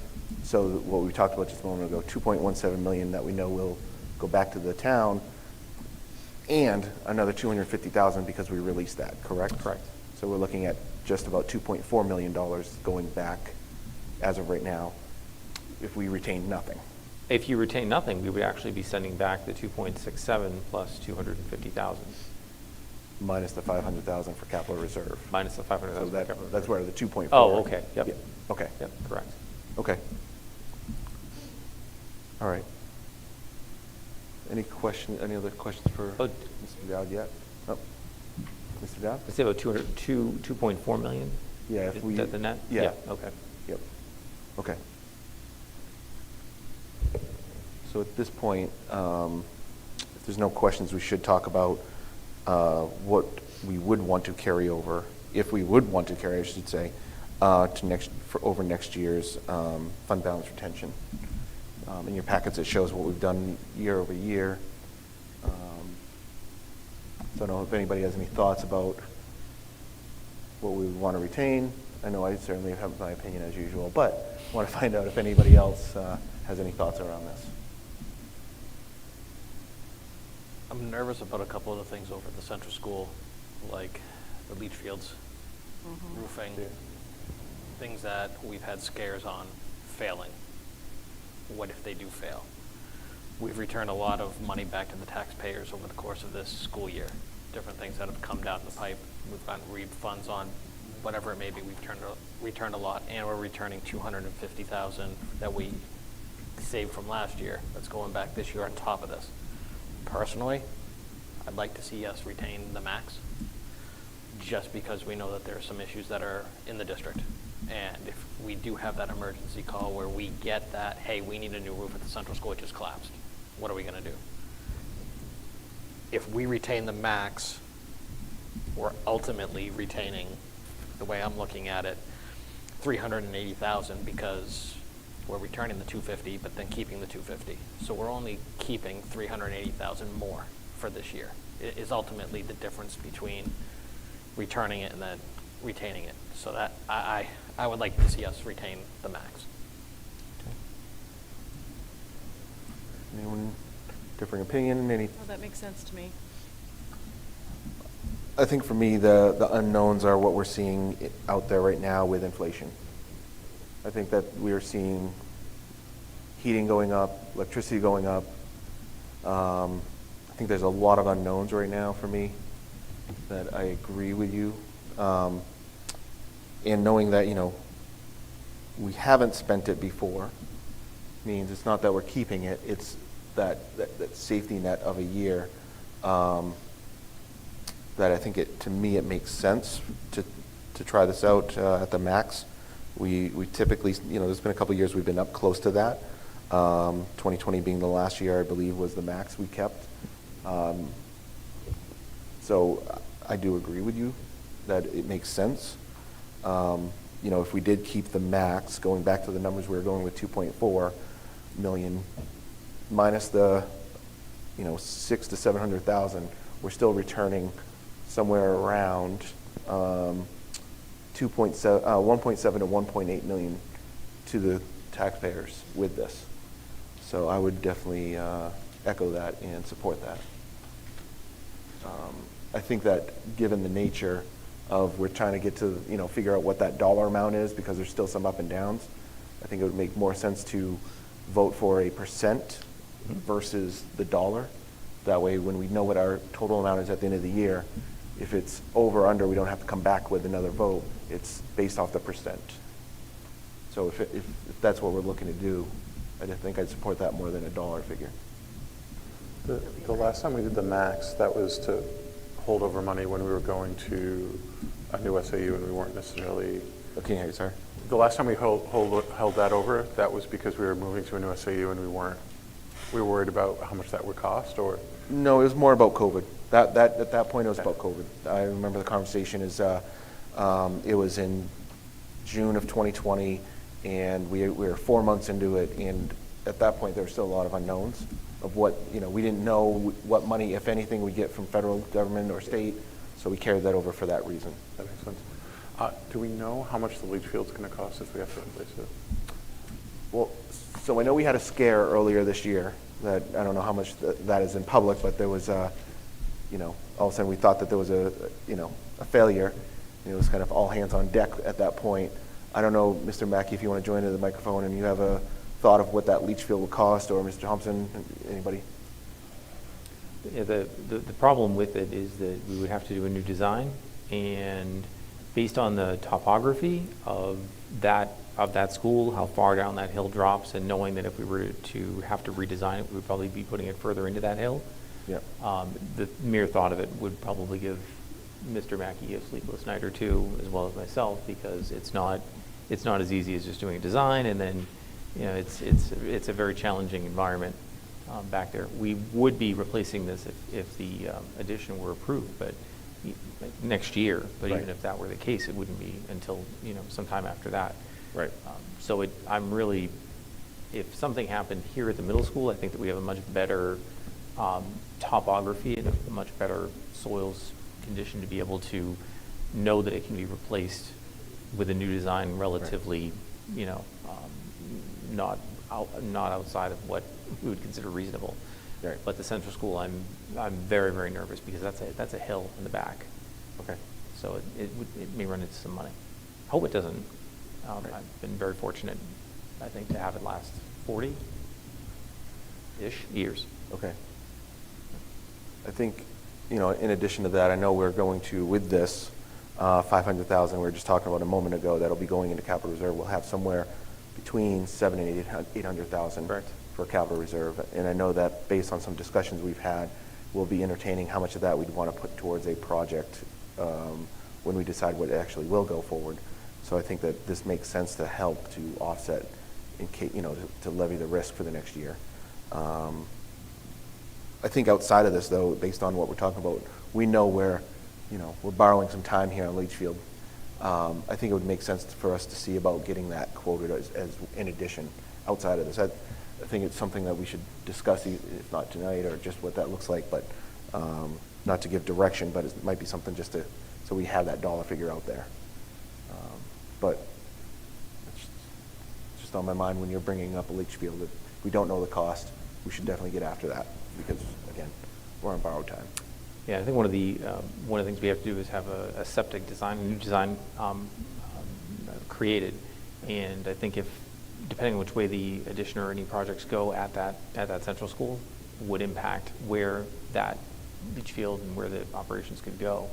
So I think we've been somewhat hesitant to have it priced out because we don't want to spend, what I would anticipate would be thousands to have a plan drawn up, and then to have it moved because we have a roadway going in or a building. But I think we're probably at a point now that we could look into, with reasonable certainty, where it would go, knowing the different design options that there have been, and just place it outside of those boundaries.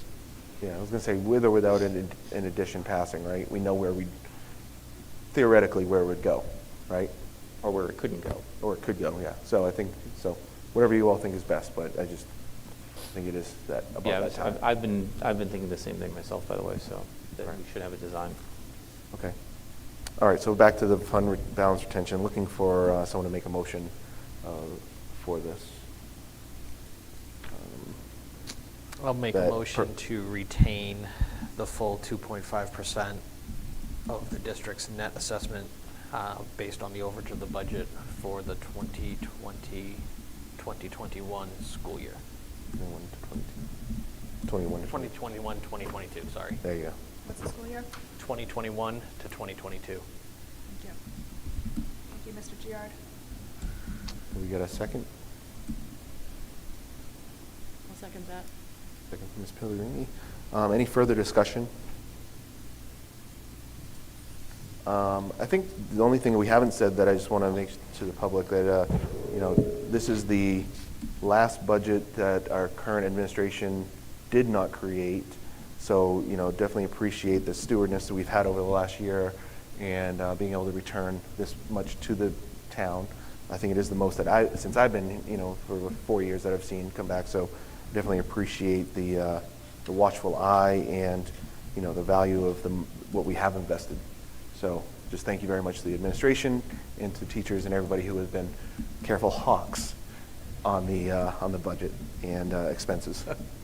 So with that, looking for a hand of all to approve. All right. Thank you. Pass unanimous. Thank you. We do have a couple more weeks here, David, so I'm hoping you haven't jinxed this, so. Knock on wood. Right. Knock on wood. All right.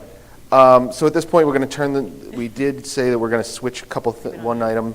So we're going to talk about the kindergarten enrollment update from Mr. Thompson and Dr. Cheney. Actually going to just turn this over to Dr. Cheney, who can brief the board. Okay. Perfect. So I do have an update for you tonight about full day or about kindergarten enrollment.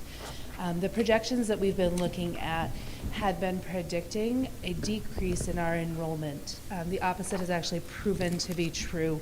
Over the last couple of months, we've been gathering enrollments from incoming kindergartners. We've been screening them and working with them. And we're actually at capacity at this point in time. We had budgeted for 3 full-day classrooms and 2 half-day sessions, a morning session and an afternoon session.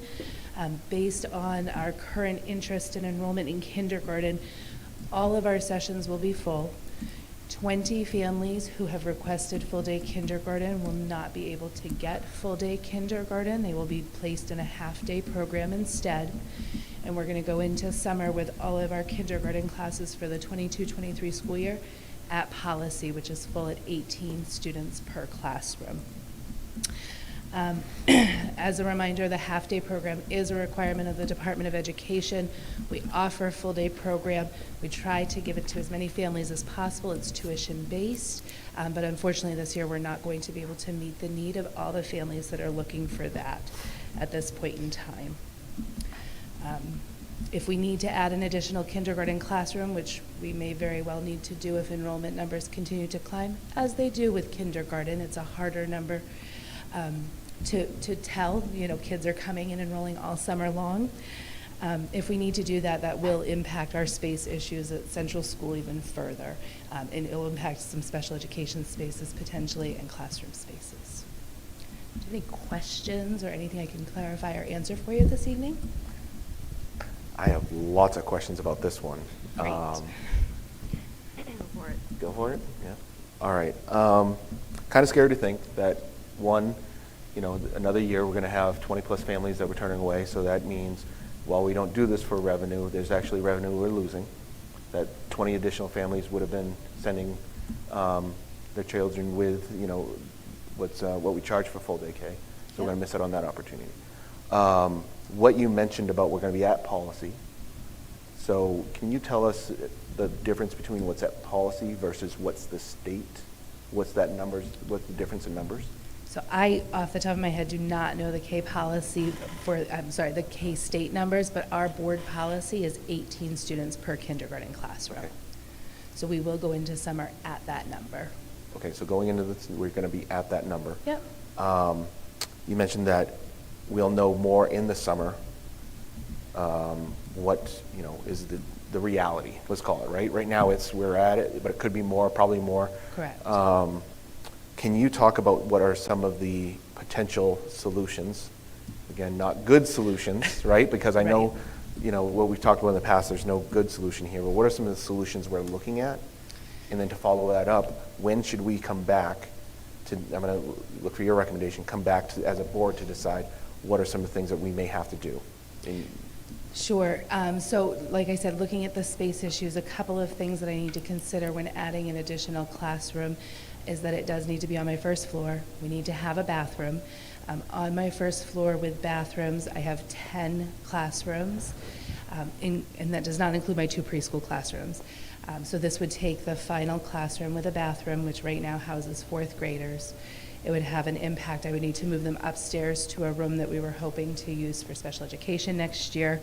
So it would just continue to have this domino effect, putting back special education into undersized classrooms, putting multiple case managers into one space again, and further impacting the number of kids I can put into those 40 wing classrooms that we've talked about where I'm capped at 18.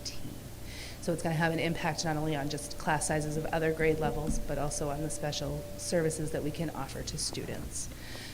My recommendation as far as looking at this is that we monitor this for the next few weeks, but that we try not to wait too long, because we need to make sure that we've got enough space to at least offer all students a half-day program, which is our obligation. Okay. I think probably want to hear, just so everybody can hear out loud, what are some of the options that we may be faced with? You know, more specific, like is it library on a cart? Is it art on a cart? Is it, you know, I don't have any good options to share with you tonight. Yeah, so those are other things that we would need to look at, or what are some other programs that we could change or, you know, minimize, unfortunately, in order to meet our obligation under the Department of Education. So do we look at potentially putting something on a cart, another unified art? We've already done that with technology. We might potentially need to do that again with another group. We might need to have, you know, we've talked a lot about multiple case managers in one room. We may need to add additional case managers to a shared space, which would impact the student services. As it looks like right now, like our ventures program may be moving as well to support that if we needed to take another classrooms full of students. Okay. So it would have a wide range impact throughout the building. More drastic measures would be, you know, looking at other options for preschool. What else can we do with those groups of students? You know, we're obligated to take certain students, not certainly every student in town, but we do have an obligation for certain students. So how do we balance that with our space needs as well? Okay. They're not good. Sorry. No. That's, I just wanted to be aware of, you know, where we're at, because when you say increase more than we expected, you know, I know that based off of forecast, we were supposed to do a little bit of a dip this year. Yep. But that sounds like it's not the case. It is not what I'm seeing for numbers at this point in time based on our enrollment. Okay. And we're seeing additional students coming back to the central school, which is great. Some students had left during COVID. We're seeing a lot of them returning. Okay. So we're happy to have them. Okay. I guess, Mr. Thompson, I'm looking for your recommendation of, you know, I think this is something that the board can't, you know, typically we take some time off in the summer from board meetings, but I think we'll be looking to you and Dr. Cheney of potentially having a special meeting at some point to figure out and be, you know, just aware of what are the most likely, you know, areas that we're going to have to change. But I think we can't wait till, you know, coming back, you know, second week of August, fourth week of August for the board to know. But that's just my thoughts on board members. Yeah, no, I think we have to. Yeah, I would agree. We're going to continue to monitor it. And, you know, right now, I think we maintain the 3 full-time sections and then the part-time AM and PM session. So we have approximately 20 families that we have to turn away. The reality is that many of those families will rely on a full-day program, so they're likely to send their child to a private kindergarten or find some other care.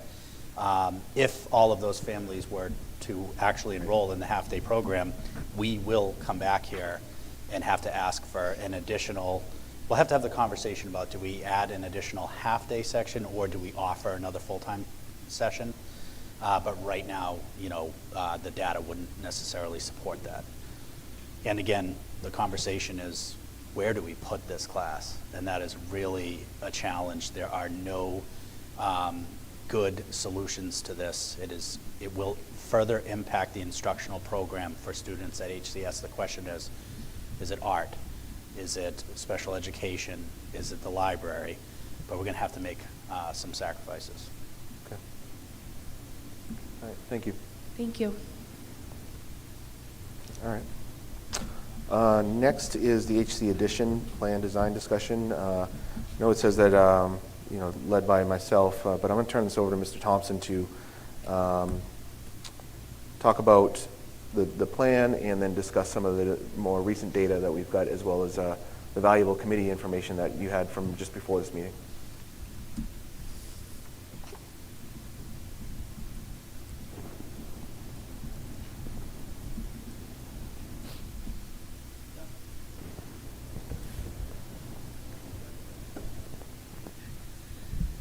All right, good evening. So this is sort of 2.0 presentation. So at the previous board meeting, I presented a draft design concept for an addition at the Hempstead Central School. We have taken feedback from community members, from board members, and are here tonight to present the second version of that. The differentiation between the first and the second plan is we've made some minor modifications to the space. And then also tonight we're going to, we have some numbers for you that Mr. Dowd will present. Also wanted to chat a little bit about the Hampstead Central School Building Committee. We've had 2 meetings. The first meeting was an organizational meeting. We toured the space. We talked about the purpose of the committee, which is to steward the school district through a successful building addition process. So if we could advance the slide. So the priorities haven't changed. We talked about this at the last meeting. Really what we've done is, based upon the feedback that we received from voters, we have created priority. And the priority that we are focusing on when it comes to this design is student and staff safety through greater controlled access and fire code compliance. Again, we had the Department of Homeland Security that did an audit of our building in March. And it was determined that there are some significant concerns to the design and layout of the main office. And that information was shared with the Hampstead School Board in a non-public session. They are aware of the deficiencies, many of which cannot be discussed in a public meeting. The second is the creation of a dedicated library media space that will enhance the overall instructional program. Again, we know the importance a library media space has to the overall instructional program, and the current design where the Library Media Center is housed in a single classroom is certainly problematic. And then third, we're talking about student learning here and making that a priority. With the, we're talking about the creation of adequate space for the delivery of special education services. So this is the second floor design. Can we go back a slide? Is it possible? So this is the first floor design. Now, this was presented at the previous meeting with one exception, and that is if we look at the main office area, there was a redesign of the space so that the nurse's office would have a separate entrance. The previous design, students had to walk through the main office. That is problematic, not only during a pandemic, but at any time. We want sick children to have direct access to the nurse and not through the main office. And that was feedback that was provided by community members. So we went back to the architect and asked them for a redesign on that. And so what you see here in this, in another slide, you'll see a close-up of it. And again, we're looking at 2 different design concepts, one that has the addition of 2 classrooms and the other that has the addition of 4. This is the 2 classroom design. Advance the slide, please. And then the second floor, you'll see above the main office area, you have a library media center space that we believe is adequate, but there's also some breakout room space there as well. And if you would advance the slide, please. So now when we look at the second concept design, it is very similar to the first, with the exception of instead of adding 2 classrooms, we actually add 4. And you can advance the slide.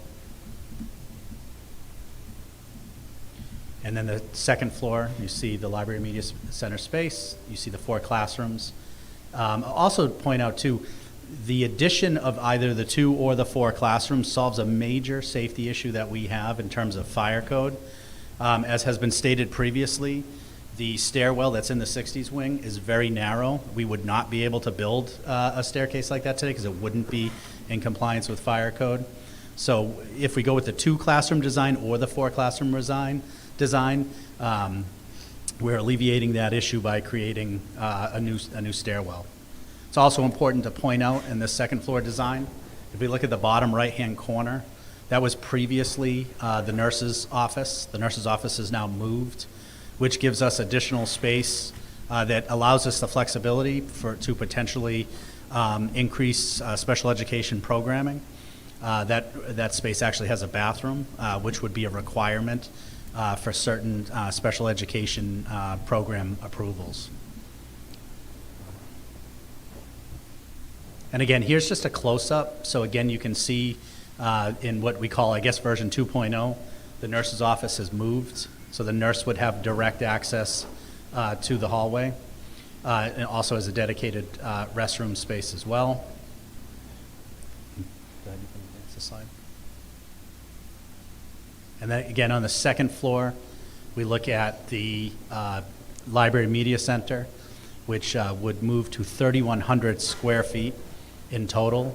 We compare that with the current Library Media Center space, which is approximately 1,000 square feet. So we pick up, 3 times the space.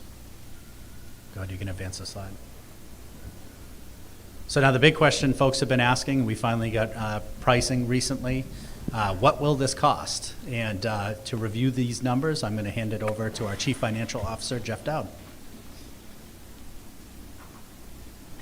Well, thank you, Mr. Thompson, for allowing me to be the bearer of some not great news, but the pricing scheme on the current proposal is based on a 2-classroom or 4-classroom option, and you'll see the base cost showing at $6.4 million for the 2-classroom option, which is right there, or $7.5 million for the 4-classroom option. In addition to that, I've calculated in or included what the effect of building aid at 30% would be if we were to qualify, if the project qualified and all the stars aligned. You can see that on the 2-classroom option, we would get relief of $1.92 million. On the 4-classroom option, we would get $2.25 million. So the total cost, including building aid, on the 2-classroom plan would be $4.480 million, or on the 4-classroom plan it would be $5.25 million. There's an additional option to add sprinklers to the existing building structure. So the structure as we see it right now, if we were to add sprinklers to that, it would be at $810,000 estimated cost to add that. So if we were to add sprinklers, the 2-classroom option would be $7.2 million, 4-classroom option would be $8.3 million. You can see the impact of building aid, $2.1 million, and $2 million, almost $2.5 million.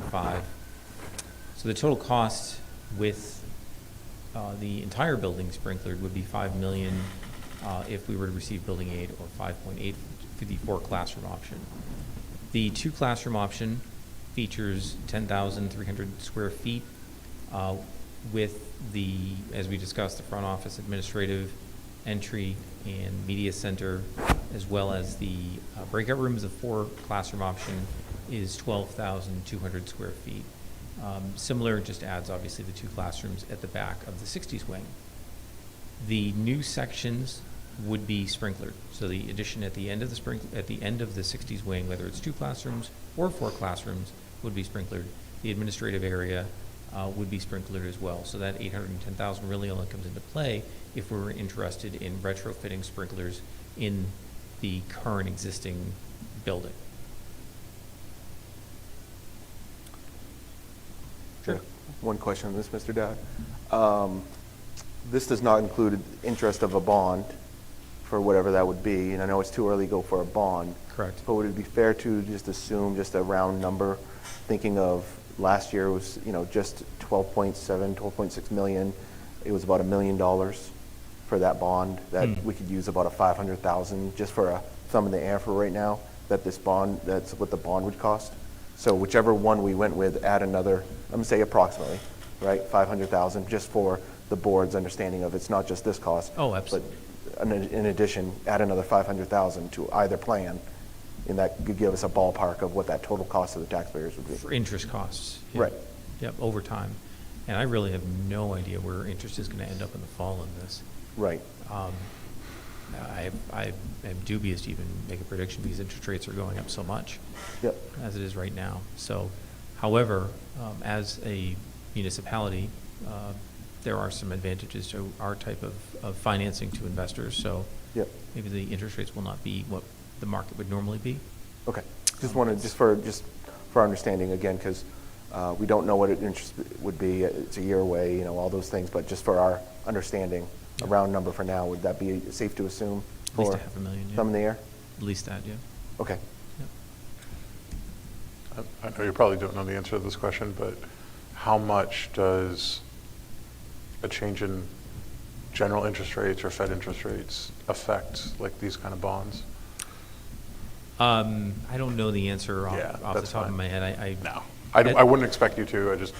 Yeah. And it's almost the same thing with like home interest rates. They don't always tie to the Fed rate. It's a weird way that it works. So I would anticipate that if the Fed rates are going up, inflation's going up, that the interest rates would go up. However, hopefully not to the same degree. Yeah, we really have no idea what the economy is going to do in the next 6 months. We did, boy. It might be something. Oh, yeah. Thank you. Yeah.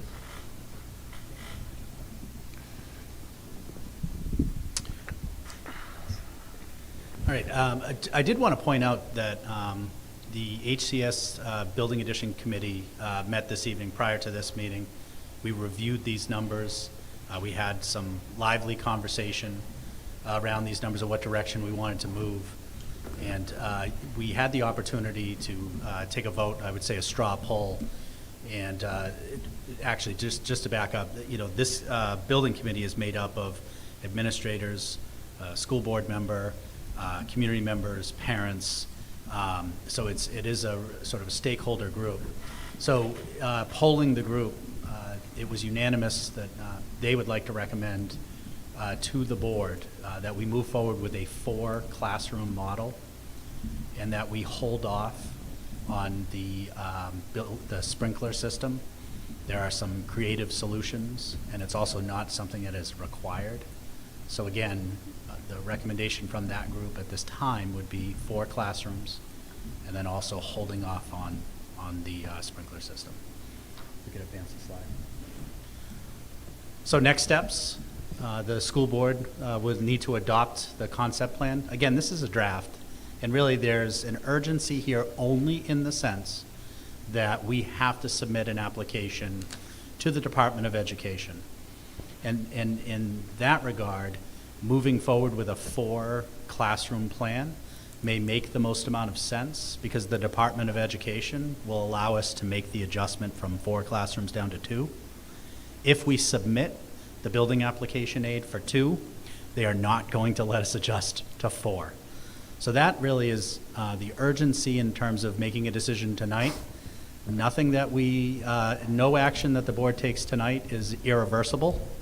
One, these are ballpark prices. We will have concrete prices later in the year. So we'll finalize any minor revisions to the concept in October, November, and then final project and bond pricing estimates will come in mid-November.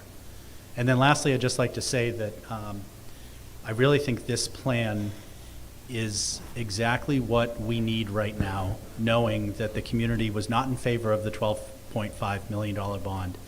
This satisfies some of our highest priorities. First and foremost, student safety. And I think it's done so that really gives some consideration to some of the concerns that were raised about the cost. And so I will entertain any questions that board members might have. I'd just like to, sorry, Carl, I just want to say, going back to the building committee when we met, I was impressed with the discussions. I went in there thinking that they would be recommending with the sprinklers. After discussions, it was interesting to hear the input from the community members of not going with the sprinklers. I also enjoyed the conversation about the 4 classrooms, about why go in there. DOE will let us scale back, so it was good.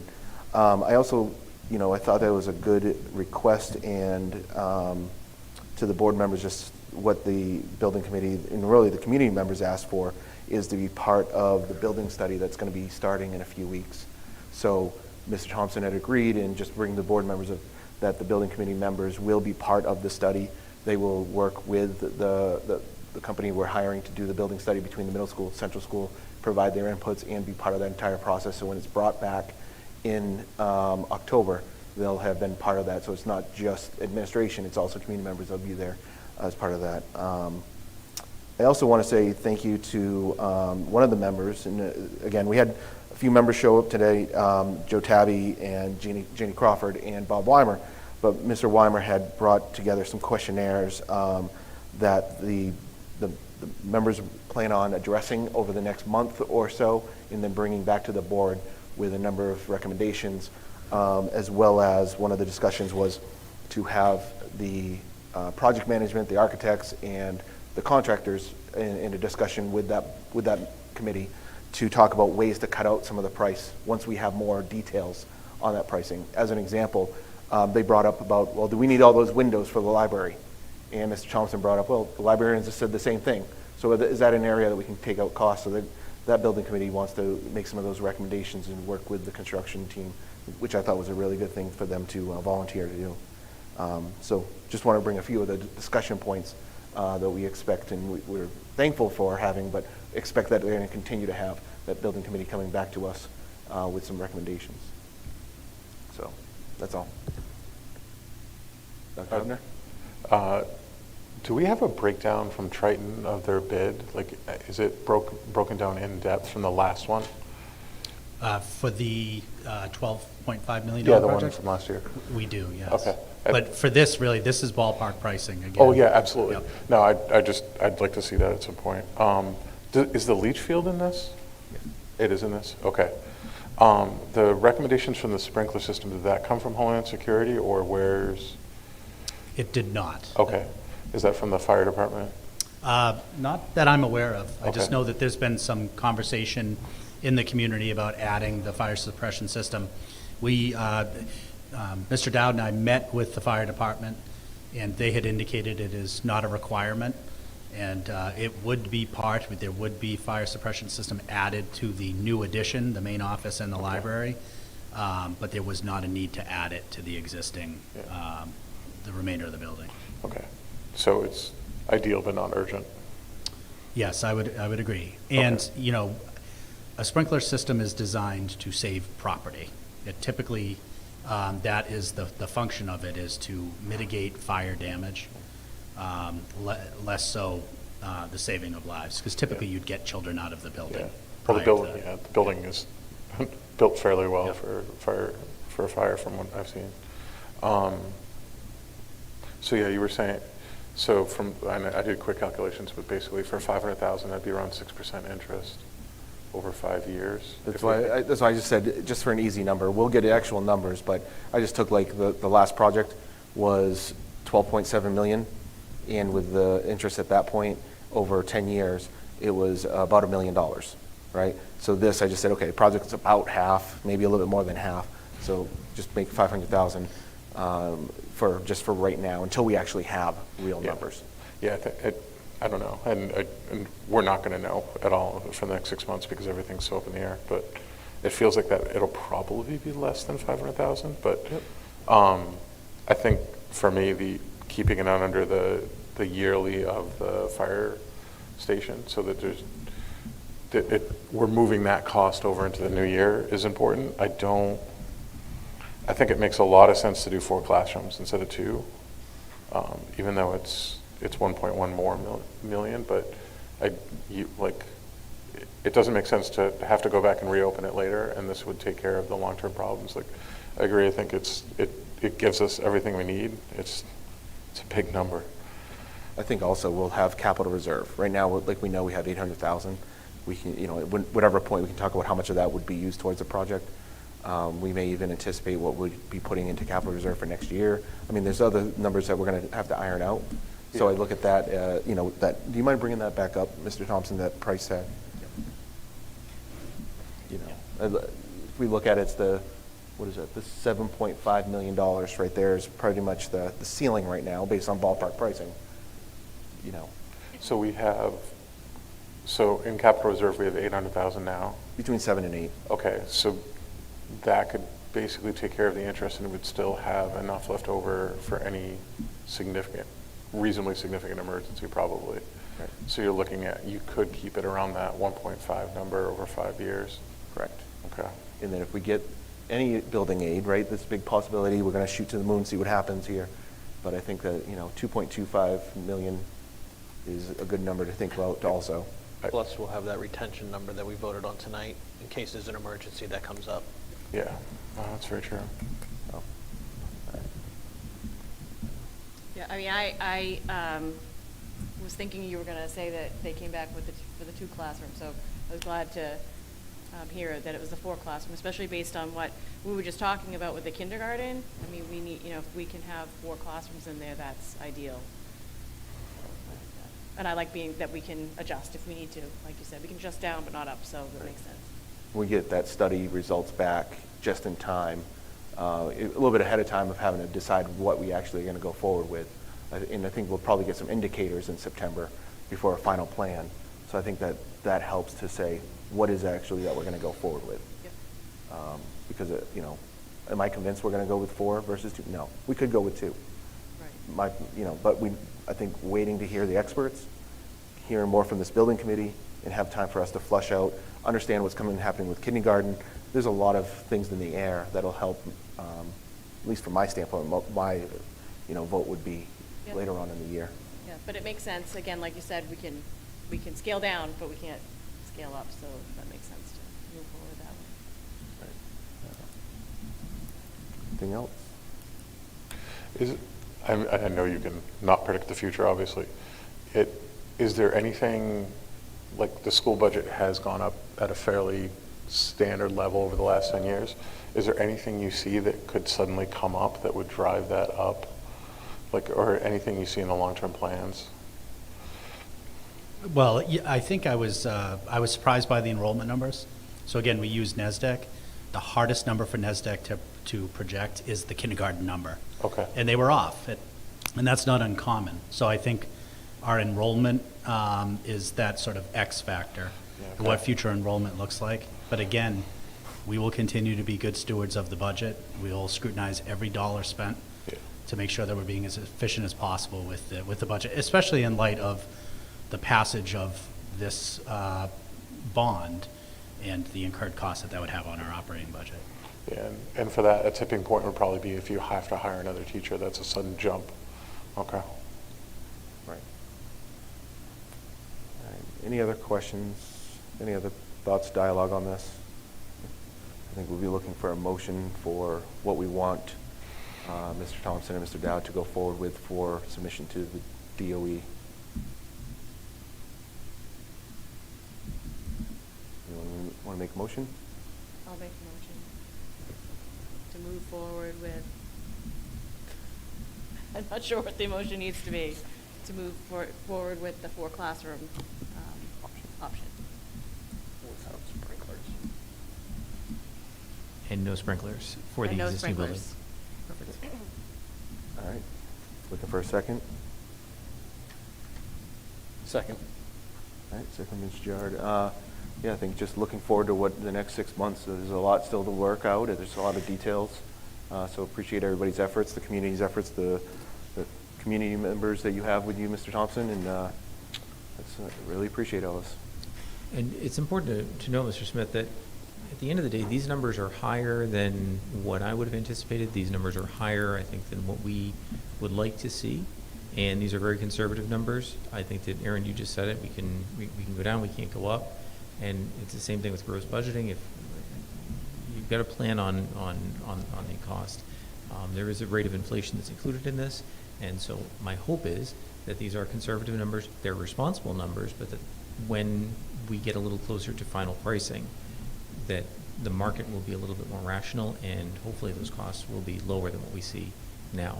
But I do want to make the community aware that we're just in a very difficult market to price right now for construction, labor, materials, and that doesn't even get into the supply side issues. But these numbers are higher. I know the board is probably aware of that as well, and we're hoping that we're conservative in that pricing, and we'll end up with a favorable final number in November, December. So. right, with that, looking for a motion, I'll approve the motion that Ms. Pellegrini made. Show of hands. All right. Thank you. Unanimous. All right, keep this party moving. The next one is through Mr. Dowd for the 20-year facilities maintenance plan.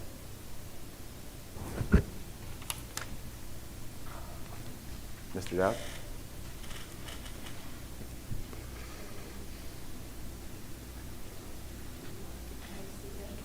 No, I think I'm all set. I don't, we'll just stay on the agenda because I'm ready to present. In front of you, and as part of our building aid application, the Department of Education requests that the board review and have approval of our facilities maintenance plan, which you have in front of you. It describes a lot of the practices that we have and commemorates a lot of the practices that we have in the district in a lot of different areas, so feel free to peruse. The plan is in the standard form that is widely adopted and accepted by the state. So I would ask that you take a look, review. I have Mr. Mackey here this evening. It was just chatting with, and if you have any questions on it, let me know. I know it's an extensive document. It's not incredibly engaging beyond maybe reading to put the kids to sleep at night or something, or yourself, cure insomnia. But it does speak to our maintenance practices, our grounds practices, sanitation, general practices. It is a very useful document, I will say, as non-exciting as it may be.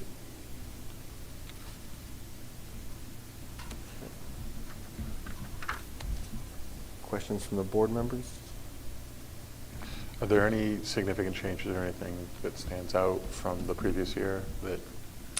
I don't think we had really a formal plan adopted. Mr. Mackey put this together with attention this year based on the widely accepted state template, if you will, that we found to be effective with the Department of Education. So not quite a fresh look, but it is a fresh look in this form. Yep.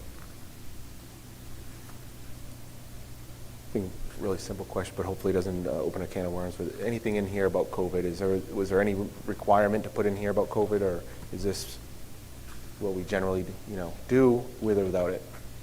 So upon my research, there wasn't a lot to do with it. I believe the last page, or one of the last pages, is due to COVID response. Yep. I left it blank because there was nothing really ever adopted. I even did some research with other districts. Yep. And when I was looking, they all either had nothing or similar to what there is, if we want to adopt something, because Yep. clearly in recent time there has not been a pandemic for us to battle through. So in this plan, as Mr. Dowd said, it's kind of it's a broad, I wouldn't even really call it a plan, it's more of a breakdown, a maintenance breakdown, just information on it. So it is, we should have had one. I haven't found one, so this is basically a 20-year plan, and it should be reevaluated in 20 years from now. I mimicked it from previous districts that had kind of just piggybacked off on each other. Yep. So, and I, cultivated what we have, what our buildings are, what our SAU office is, and what our practices are. But back to the pandemic, there's really nothing out there. So if we want to adopt something, we can. I believe we can edit it at any time. So Yeah, that's my other question for you was just, I know it's a 20-year plan, but what are your thoughts about, when should this be reviewed and revised? So because that's such a broad breakdown of everything, we could probably go some time. 20 years, there might be a push, maybe 5, 10. But again, being so broad, and a lot of things don't change. If we do hopefully get that addition, we can add that into it, because one of the earlier pages is a breakdown of how large our schools are, what is offered there, and with that being said, if we make an addition to our building, we can get it in there. If we want to adopt a pandemic response, we add it in there. If we want to add more facilities crew, whatever it be, beef it up, we add it in there. So it's really, there's some flexibility to it. So, but with, like Mr. Dowd said, this is a huge step into going for the building aid. We need to have a maintenance plan. So. Yeah, that was the last question for you. Go for it. I love talking about this stuff. So What about, I know that you did a big effort to index all the equipment and the maintenance on that. Is that included in this, or is that? That is not. I didn't see that other schools were doing that. So there actually is a much more broad template on the DOE website. Right. I actually liked that one more because it had a little bit more in-depth. Okay. So none of that is on there, nor is any planning. That's why they call it a maintenance plan, but it's more of like a maintenance breakdown. Okay. Because there's no, we changed this roof this year, we're going to do this roof next year, and that detail is not in there. Okay. It's more of just what practices are you doing? Are Okay. you, how are you going at cleaning every night? How are you going, what does your grounds division look like? If you have one, do you outsource it? Is it in-house? Similar to that, so. Okay. Yeah. Okay. Or the philosophy. Okay. Yeah. Can I just ask a quick question on staffing? How have you been able to maintain your staff? Like, are you running into any issues with that? I'm actually probably the only department that has no staffing issues. So, knock on wood. We have a lot of long tenured employees here. Once they get here, they stay here. Awesome. We've built a very good environment for them. So Awesome. Thank you. We're really good. So. Good. All right. So we're going to be looking for a motion to accept the maintenance plan as put forth by Mr. Dowd. So Mackie? moved. Second. So, motion by Dr. Hubner, seconded by Mr. Giard. Show of hands, all approved? All right. Okay, thank you. Thank you. All right. I appreciate everybody. We're getting there. There's a lot to cover tonight. All right, so the next one we're going to talk about is the 2021-2022 Superintendent Eval update. As we've talked about at every meeting for the last, seems like probably 3 months now, we've given an update. We are now at the point that we are completing this, so I wanted to walk through what we've done really quickly and then talk about our motion and what we did in non-public as it can now be disclosed. So we have gone through as per our procedures, CBIR, and gone through to do the 360 feedback for Ms. Thompson's direct reports, 360, and then the evaluation from board members. Compiling the responses was done at the April 12th meeting. May 10th, we had the meeting where we've reviewed the compiled responses. We then went into May 24th, did non-public to approve the written evaluations of superintendent. We then met with Mr. Thompson no later than June 15th. I forget the exact date. I believe it was last Friday? This past Friday? Yeah. So this past Friday, we met with Mr. Thompson to provide his eval, had some good discussion about not only what happened in this past year, but what we're looking forward to in the coming year, lessons learned, challenges, et cetera. And then we signed that.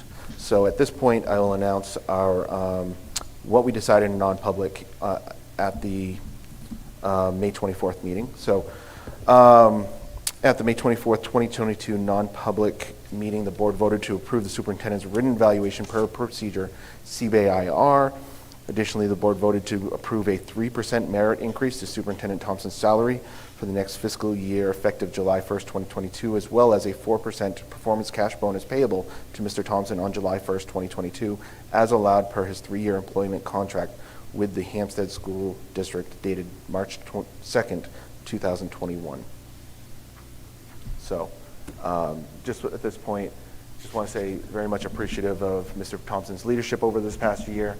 I would say exceeded expectations on, I'd say every front, just about every front, like 99%. But we appreciated all the work you did to rebuild trust in the community, to do a lot of just diligent work, and working with your leadership team to do a lot more and to overcome a lot of challenges.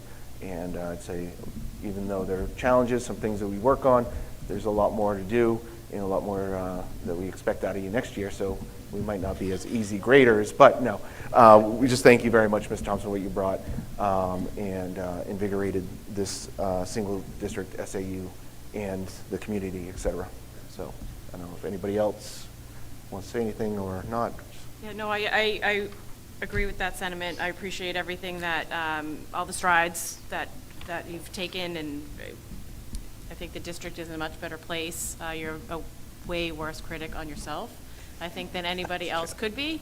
But I really appreciate it. You've surrounded yourself with some great people, and you give them credit whenever possible, and you have done a great job. Thank you. All right. And for me, there's staffing shortages, and there's especially staffing shortages in administration, and it's hard to keep good administration. There's 17 superintendents that flipped over this year, so we really respect you and hope you continue here. So it's a well-deserved raise, and it's also good for the school district long-term to keep you happy and keep you here. So thank you very much for all you do. Well, and just so you're aware, we talked to that, we have to review the maintenance plan every 20 years. I put it in my calendar for 2022. That's how committed I am. Very good. Holding you there. Yeah. All right. So, thank you very much, Ms. Thompson. Thank you. I appreciate the feedback. Yep. All right. So next we're going to talk about suspension and authorization. Annually the board authorizes the superintendent to suspend students beyond the 10 days as outlined by RSA 193:13. Looking for a motion to authorize Superintendent Thompson and his designee to continue the suspension of a student for a period in excess of 10 school days as provided for in RSA 193:13B. Motion by Mr. Jarrett, second. Second. Second by Megan. Any discussion? All right. All approved, please raise your hand. All right. Thank you. There we go. All right. We are moving. All right. So last one on our current business is under for policies. We do have a second reading for two policies, JIC, student conduct, and BEDG minutes. So board members won't mind taking a look, and I'll be looking for a motion to accept both sets.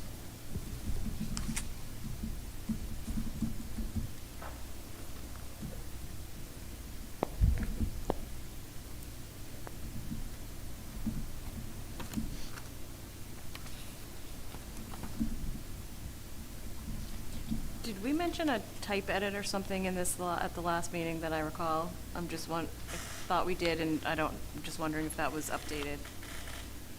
I don't recall what it was exactly. It was just some wording. If I'm remembering correctly, but I might not be. I think I found something small, but Okay. it's not standing out. I remember, yeah, there was something, but I can't remember what it is.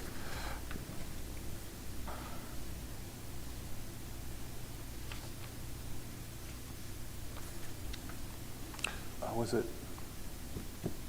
the,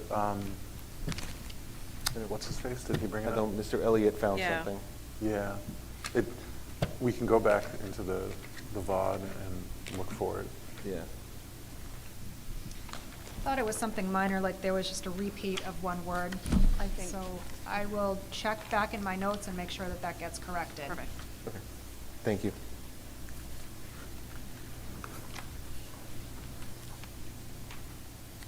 All right.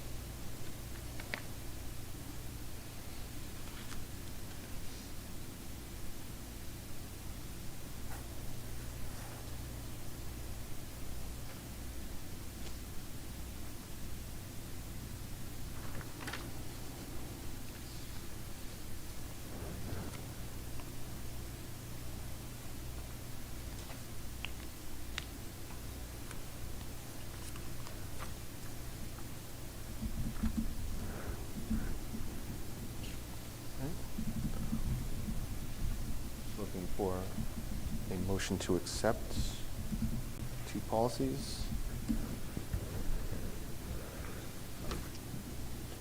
I'll make the motion to accept with the caveat that Melissa goes back through and changes whatever minor thing that we brought up in the last meeting.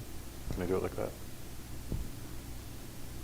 Can we make that motion, Melissa, or would those have to come back for our acceptance if there was any edits? So I think, just to clarify, my memory is kicking in.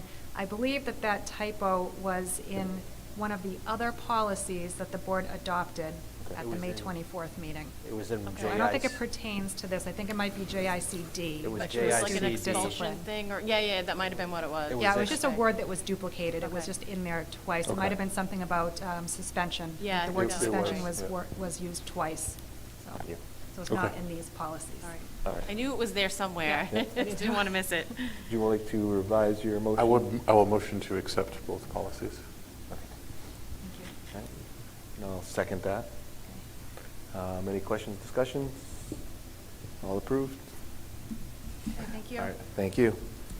All right, so in part 3, board comments, correspondence. We'll hang on down there, Dr. Hubner. All set. All right. Mine is just, I think, attended the spring concert, which was really great. Forget when that was. It seems like it was so long ago, but I'm sure it was just a few weeks ago. But, it was really good. I thought just amazing. There was a lot of greatness out of that. So it was good to see all the kids and everything back to the way it should be. And then attended 2 building committee meetings, which has been really good and invigorating to hear a lot of good insights. So I attended the first grade flag show, and it was absolutely delightful. It was so sweet seeing all the smiling faces, and you could see the pride in the teachers' eyes and smiles. Yeah, it's nice to be back doing those things. I attended the community show parade, which was super cute. Kudos to Spirit, who was strapped to the top of a fire truck. Very brave puppy. Yeah, so the kids were pretty excited. It was really nice to see. And Mrs. Denola, I didn't write anything up for you, but I think you know how I feel about you. You've been quite an asset to this school and to the community. Both my kids adore you. You've been a steward to the children. I think, on a personal level, my son had some challenges, and you were right there to make sure he was taken care of, and I appreciate that very much. And he's made great gains because of that, and cares about you quite a bit. So I just want to thank you for everything you've done for all of us students. PTSA, we had some issues, and I appreciate that you reached out to me, and we were able to fix some of those and rebuild some of those bridges. So that was great, and I wish you all the best. I'm done. All right. All right, so we're going to turn this over to Mr. Thompson for consent agenda. Yep. In your board packet, you have a personnel report. I have 2 items in the personnel report. The first one is a resignation. Professional staff member Rebecca Hearn. She is resigning her position as the HCS Early Childhood Special Educator / Case Manager. And the second is a nomination for a professional staff member, and that's Candace Gadzoulis, who will nominating to be the HMS music teacher next year.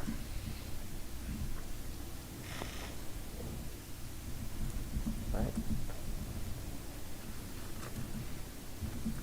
Board members looking to accept with regrets resignation of Rebecca Hearn, as well as a nomination of Candace Gadzoulis. So moved. Second. All right, any discussions? Big shoes to fill for Candace, so we're looking forward to seeing next year. All approved, please show of hands. Thank you. Thank you. And then just one other item under the personnel report. We're hiring. If you are passionate about working with children, you want to change the world, and you can pass a background check, we have a spot for you. So please reach out to any of the administrators. we'd be happy to, we would be, yeah, we have.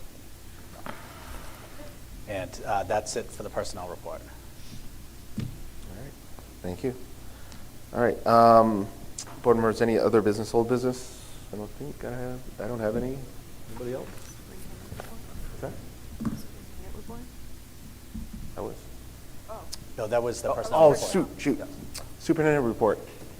I'll be quick. I know it's that. getting late. So I had the opportunity last Friday to attend the Pinkerton Academy graduation, my alma mater. It's been some time. The last time I was at Pinkerton was for our graduation was when I graduated. What a lovely event. They graduate approximately 700-ish kids, but they really go out of their way to personalize the event. So I want to congratulate the graduating class of 2022. I want to thank Dr. Powers and his staff for just making it a really remarkable event. Also, last evening, myself and Mr. Smith attended the select board meeting. We presented the strategic plan to the select board. We also shared with them the HCS concept design. So I appreciate them giving us the opportunity to come and speak. I truly value the relationship that the school district has with our town officials, and look forward to the continued collaboration moving forward. And then lastly, I just, this is going to be really hard for me, but I just want to thank Mrs. Denola. I have a very difficult time putting it into words, but I've just appreciated the year that we've had the opportunity to work together. And I can't tell you how integral of a role she has played to our leadership team. There's been a ton of changes this year. There's been a lot of new people, and she serves as the historian, as the institutional memory. And she does so in such a kind and gentle way where she will tell me, hey, keep in mind, or this is the type of community we are. She always would help to direct or redirect me and to remind me of the values of this community, because she really embodies those values. We talk a lot about the heart that Hempstead has, and Maria really embodies that. And one of the most interesting interactions that I had with Maria was on the very first day we had staff coming back. It was like opening day, and it's a pretty big deal. There's a lot of fanfare, and I was watching as middle school staff are walking into this space, and they're embracing and hugging Maria, like almost everyone. Now, typically in middle school, that's a no-no, right? But the fact that she's developed such close relationships with the staff members, they are her family.